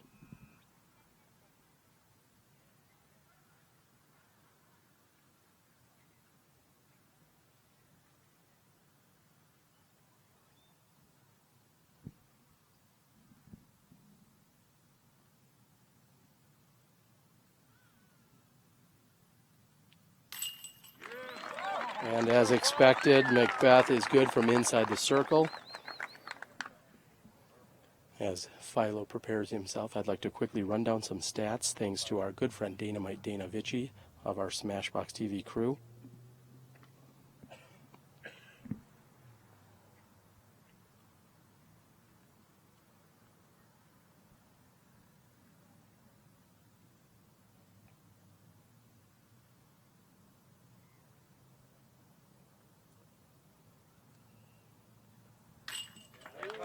Philo is in, and as I was going to say, in the last 5 years, Paul McBeth has not lost this tournament in regulation play. He has been in 2 playoffs where he has lost on the first hole.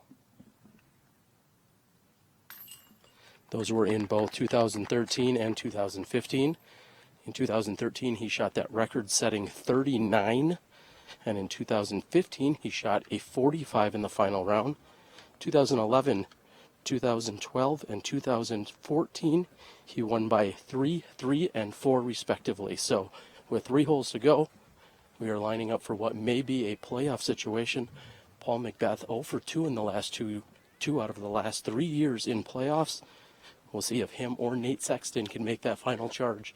Stay tuned. You're watching exciting disc golf right here on SmashBoxxTV.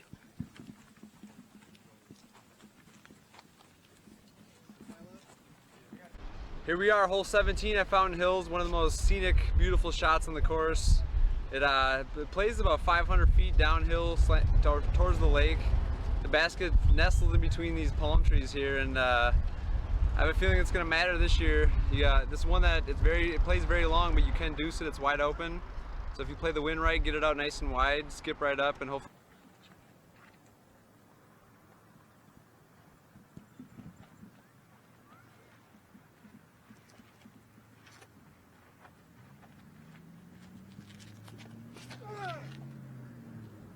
And with an additional grunt, we hear Philo going wide right, hoping to stay clear, and it again hits a spectator. Seriously, dude? Unfortunately, that is the second time we've seen that happen out here today.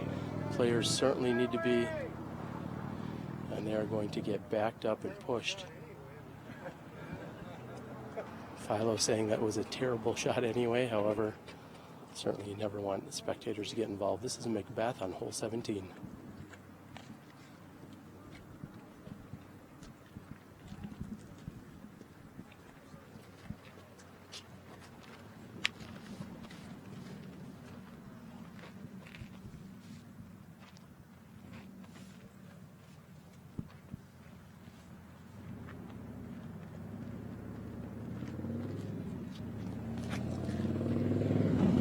Paul Paul McBeth paying it wide and to the right. He's looking for that to push over, and it is filtering towards the basket plus the roll. And he's put himself right in position. Huge drive here by McBeth on 17.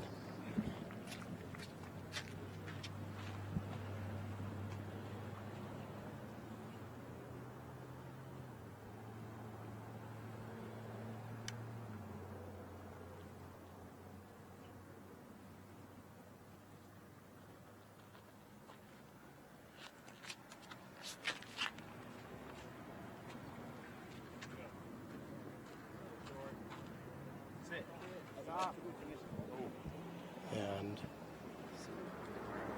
we see Nate's also get a skip. He's going to move left.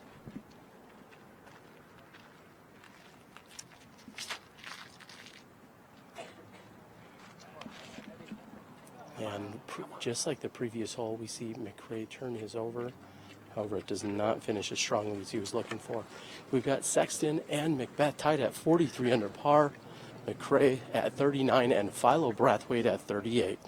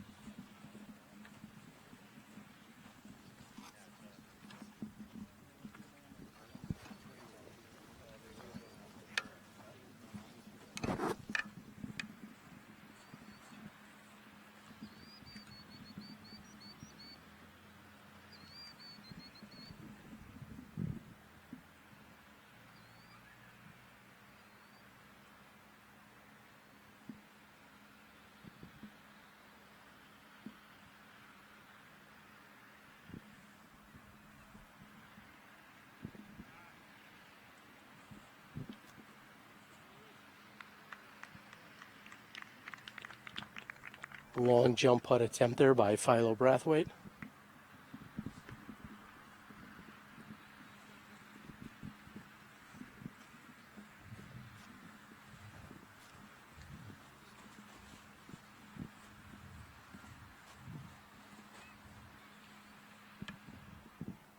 JohnE McCray is approximately 55 feet from the pin. We feel a nice gentle breeze as the fountain is going off yet again.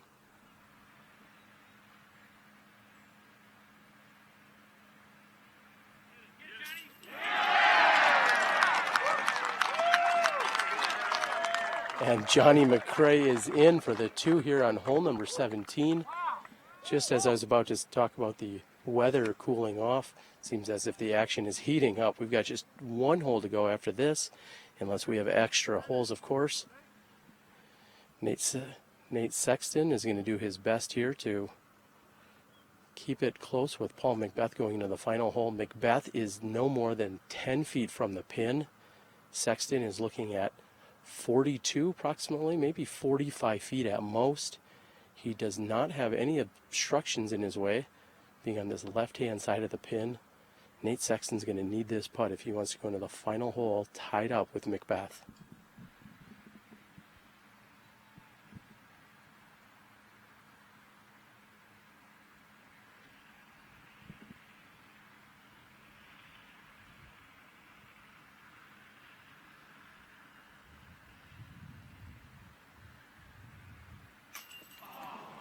And just on the left side, a tickle of the chains.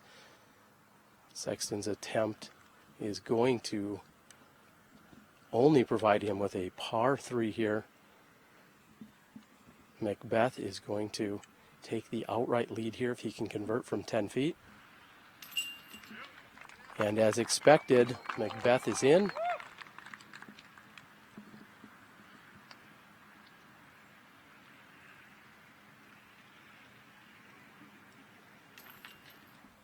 Philo taps in, as will Nate Sexton. So, with just one hole to play here in regulation, we're moving over to the 72nd hole here at the 2016 Memorial Championships. Nate Sexton has relinquished the lead, and I'm not sure anyone wants to do that as you're moving into a final hole against Paul McBeth. We mentioned before, Paul McBeth has not lost this tournament in regulation play in 5 years. Twice he has lost in a playoff. The other 3 years he has won by 3 or 4 strokes. And we're going to move in and see this dramatic finish. Stay tuned. You're watching SmashBoxxTV.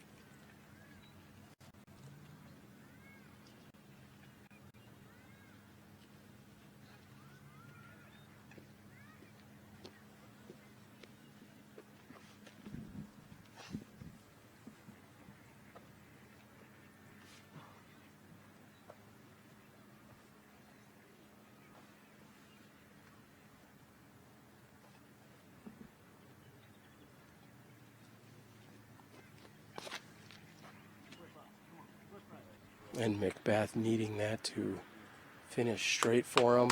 That was not the angle. He did get the result. However, I know that was not the angle he intended. He was certainly nervous there for a moment.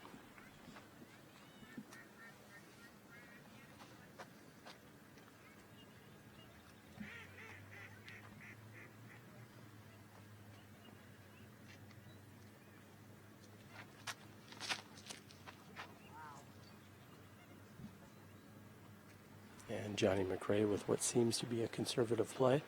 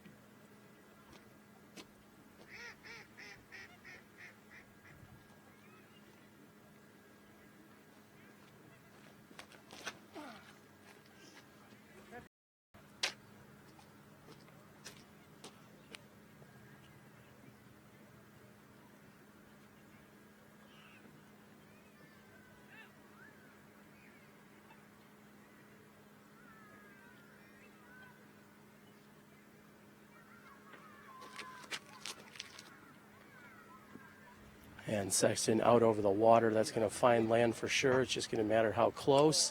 And he's going to need that to sit down. It's still moving. And that will nestle down for him. We have a dramatic final hole here. Paul McBeth just one stroke in front of Nate Sexton. We're going to see if we can have the drama unfold as we saw with the Coling McBeth final hole last year. Stay tuned. We're watching SmashBoxxTV.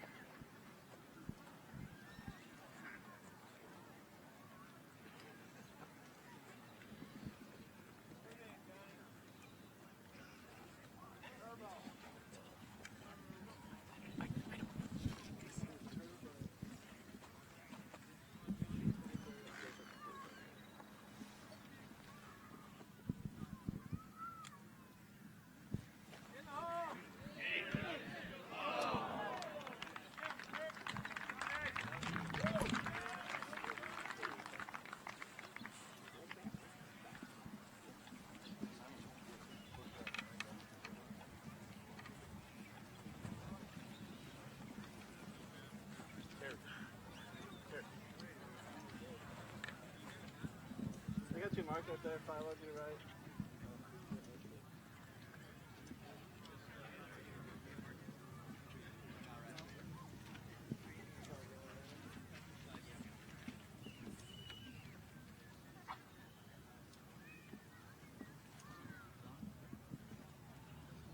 And Philo getting what seems to be his relief from the OB. I was under the indication that he was in fact inbounds. And that may or may not have been the case, but he's now looking at 38 feet.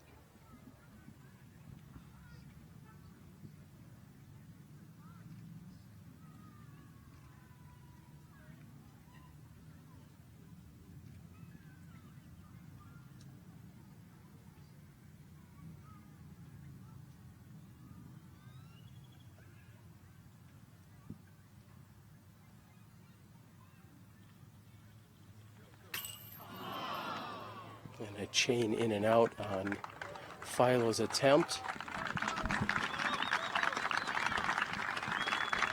Crowd giving Philo a huge round of applause. If Sexton can convert and Paul were to miss, we would have extra holes.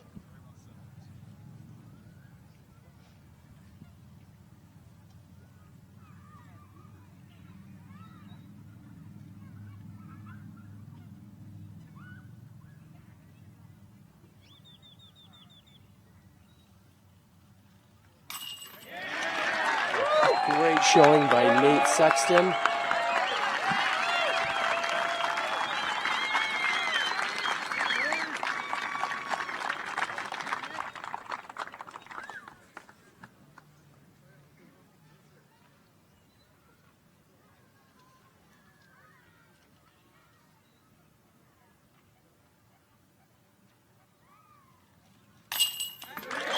And there is your dagger.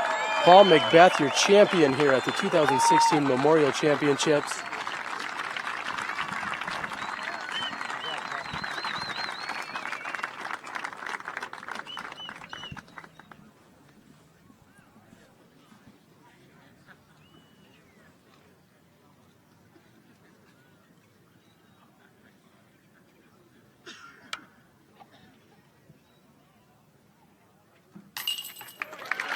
And Philo's great showing.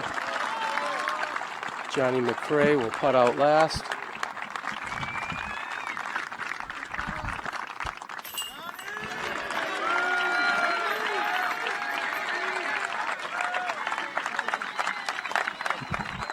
And in just a moment, we're going to wait for Paul McBeth to add up his scorecard.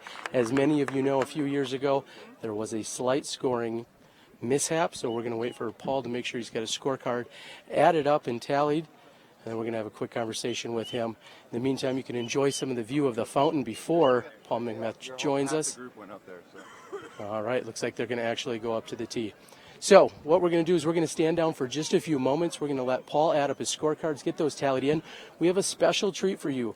Earlier today, Katrina Allen had an epic battle with Paige Pierce, and I'm going to spoil it a little and tell you it came down right here to hole number 18. So we're going to cut away. We're going to give you some of that action on holes 16, 17, and 18. Sit back and enjoy. And when we return, we'll grab our champion, Paul McBeth. Stay tuned. You're watching live disc golf right here on SmashBoxxTV.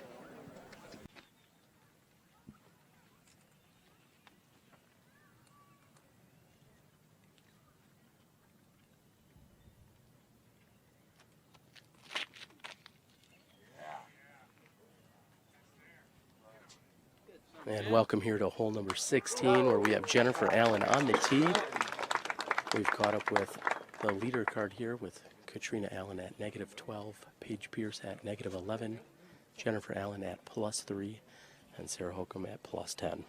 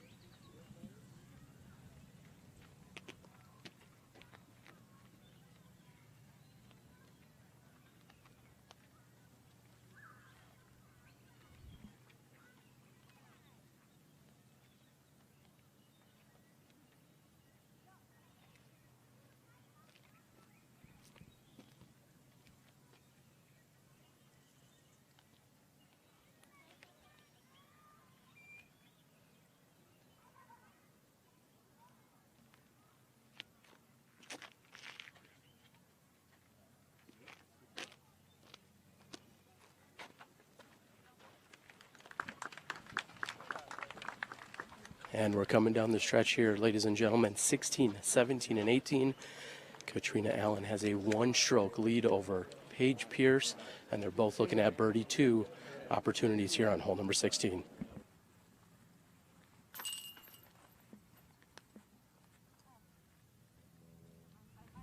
Jennifer Allen going with the flow of play and easy tap in here for her 2. You see Paige Pierce literally under the basket. Katrina can convert here. She'll maintain a one-stroke lead.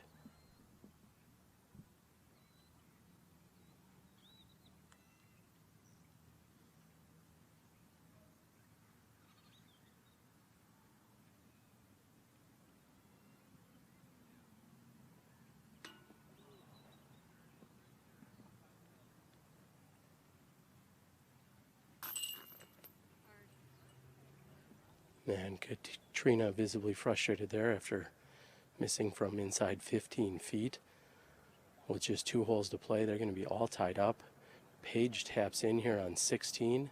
Sarah Holcomb will put in for a 3.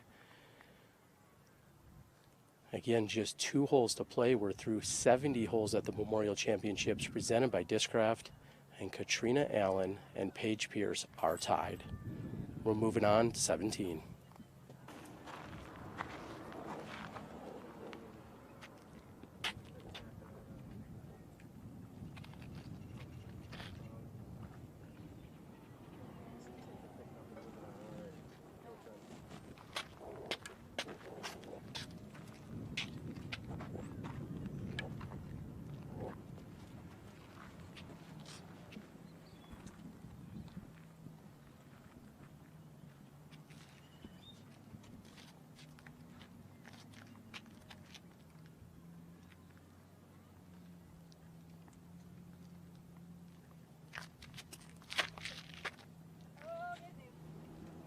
And with a headwind here on number 17, Jennifer Allen is clearing out a little bit of the gallery and may have even caught a 4-legged friend.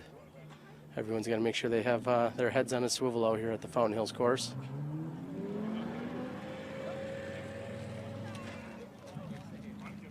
After the park job on hole 16 and tying up for the round and the overall tournament, we have Paige Pierce here on hole 17.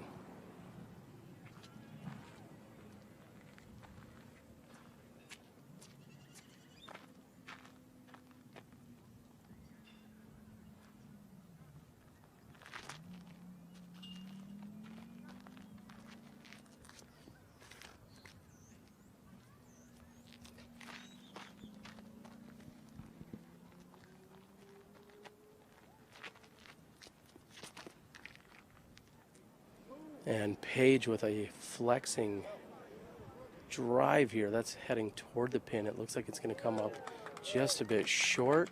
However, it gets a skip and flares left of the pin. Looks to be just about pin high. Katrina Allen, third. Hello, everyone, and welcome back to the 2016 Memorial Championships presented by Discraft. I'm joined by our champion, Paul McBeth. Paul, we were talking about it earlier on the broadcast that you have never lost this tournament in regulation in the last now 6 years. How does that feel? It feels great. I mean, there was the 1 year where there's a scorecard incident, but other than that, it's been a tie or I've won. So, yeah, it's a good feeling to be on top this time. We're opening up the national tour here for 2016, and there's a lot of talk about other tours and traveling around. We know you're going to be a busy guy. How does it feel to start off with such a big win? It's great. I mean, it's always amazing to come out here to Arizona, and then the weather cooperating for us, being hot and nice and not windy. So it was great, great feeling to start the year, and I'm ready to keep going. And speaking of starting new things, there was a Twitter account started yesterday called McPants. Can you talk about that? I've only seen a few things. I don't know who did it, but it's pretty funny. Yeah, but I'm going to keep wearing those pants. So. Well, clearly they work for you. So I did see an Instagram tweet, Instagram post of sorts. Was there some kind of ruckus going on where you were staying this weekend? A little car accident.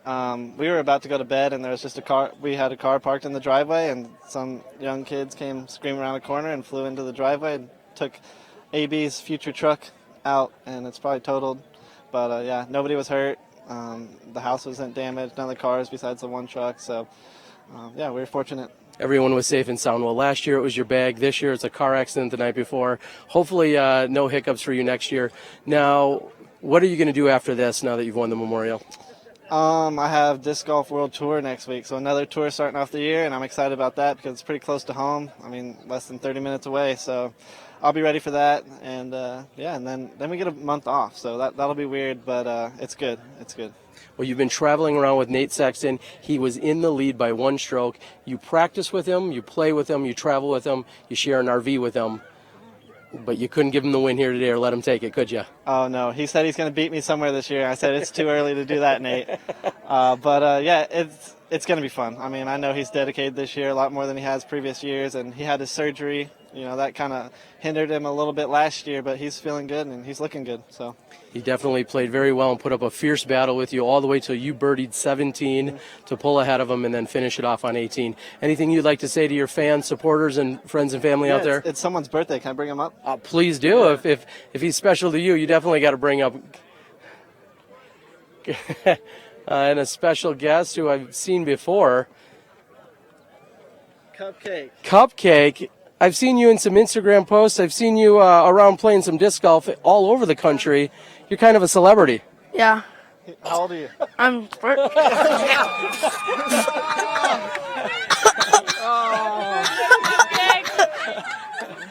We love you.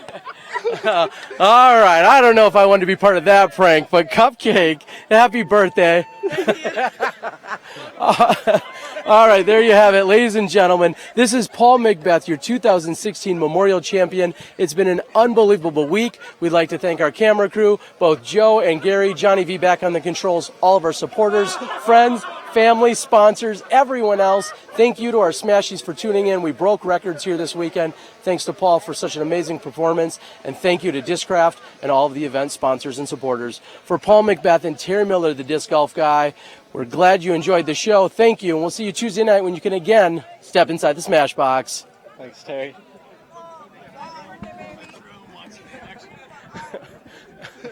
That was awesome. On the tee.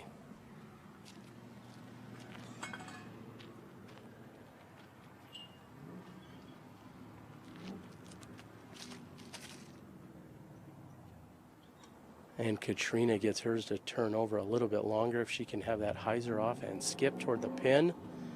Great shot by Katrina Allen. She's going to be a little closer than Pierce.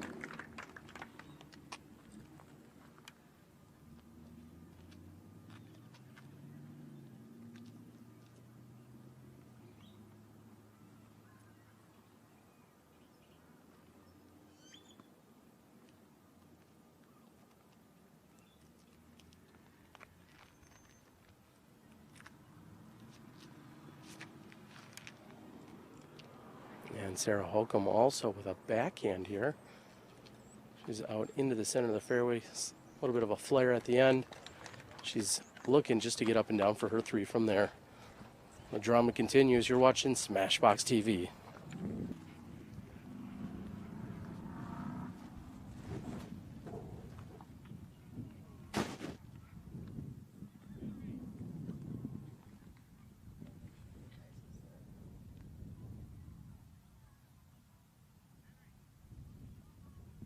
And Holcomb with a very nonchalant forehand to put her within 10 feet of the pin.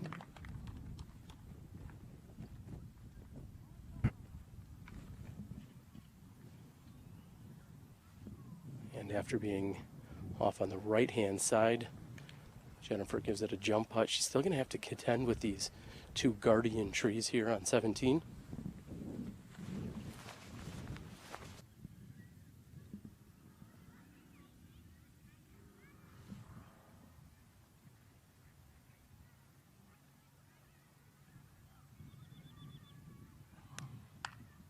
And through the trees, however, left side, Katrina is leaving the door open here. This is Paige Pierce to take the outright lead here on hole number 17. She is at the 10-meter circle almost exactly. She's going to rub her hands, make sure that she is ready to go for this very crucial putt.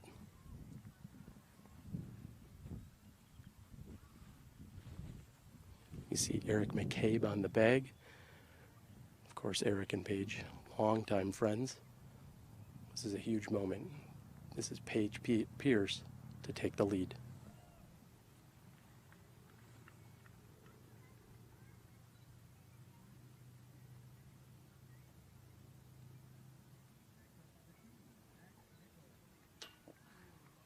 And out of her hand, she thought it was low, hitting the front edge of the basket. They will remain tied up going into the 72nd hole of the tournament.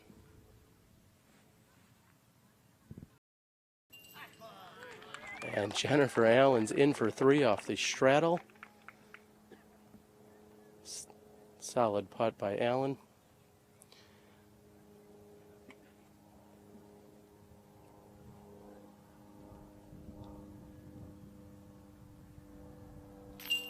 And Katrina with no problems.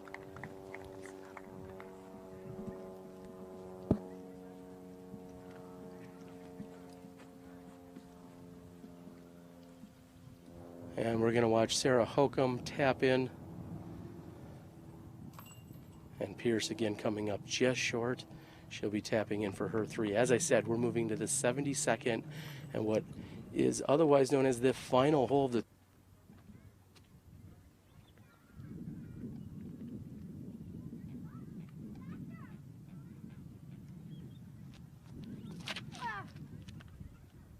and facing a 10-mile-an-hour headwind.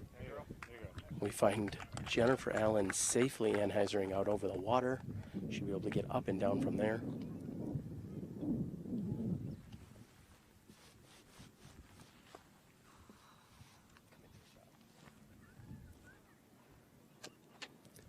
Paige Pierce sitting at 12 under par, tied for the lead.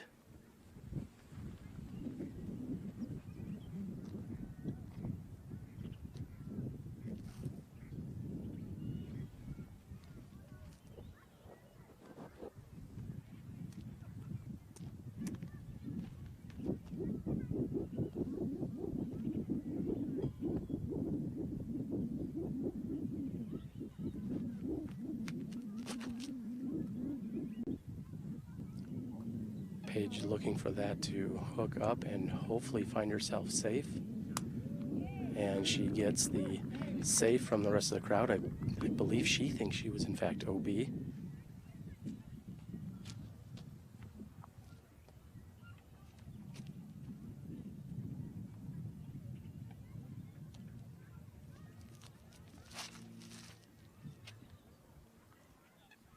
And Katrina also going with the safe route out and to the right. And also getting a safe indication from the gallery.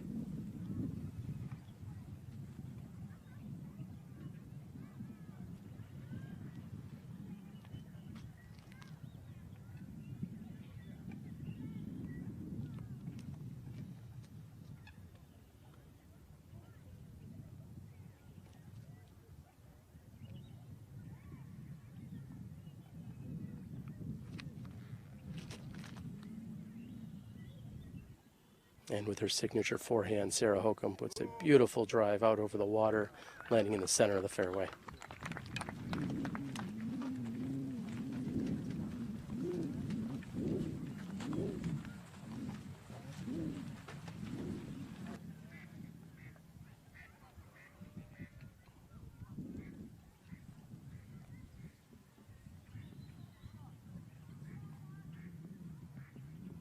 Crucial approach shot here by Katrina Allen. And she's executed perfectly underneath the pin. No putting required there. I will leave Paige Pierce to do the same.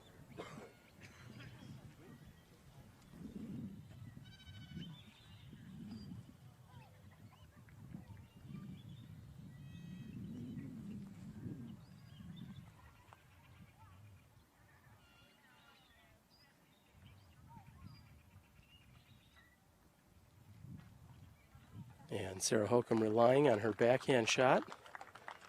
Also underneath the pin, or right next to it. Jennifer Allen's looking to do the same here.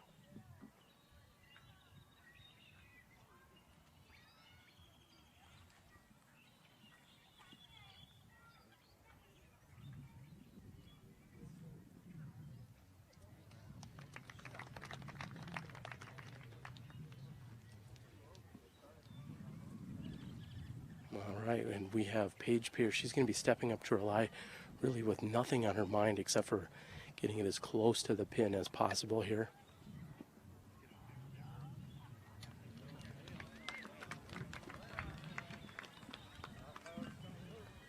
Paige has laid up to 10 feet.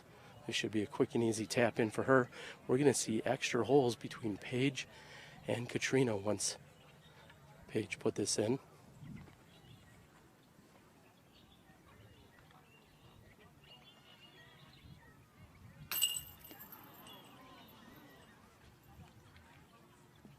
And I have misspoken.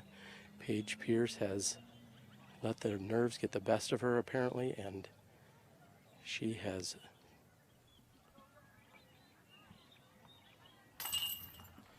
Jennifer with a solid finish here. And everyone is in disbelief as Paige Pierce has lost it on a 12-foot putt here on hole 18. She's yet to putt out.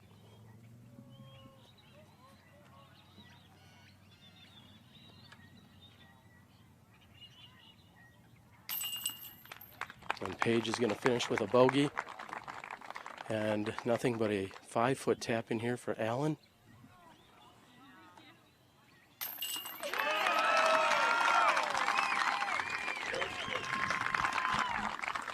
And Katrina Allen is your champion here.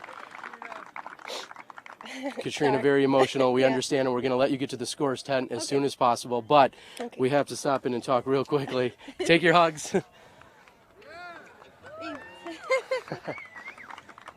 Understandable, very emotional here with your husband, Paul. Now, Katrina, what a battle here. Talk a little bit about what was happening out during that round today. My drives are great. For some reason, I felt more comfortable like outside of the circle than I did at 10 feet today. But I had this weird calmness, and I felt the support from all my friends that I've played league with all year and my family. So, thank you. Well, what does it feel like for you to now be a National Tour Memorial Championship winner in 2016? It feels amazing. Yeah. All right, it feels amazing. We're going to let you get to the scores, 10. Okay.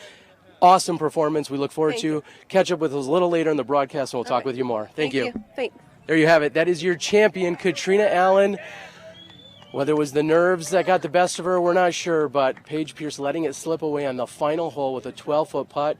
Katrina underneath the basket. She's able to capitalize, and no additional playoffs holes needed here today. Katrina Allen's your 2016 Memorial Championships winner in the women's division. Congratulations, Katrina.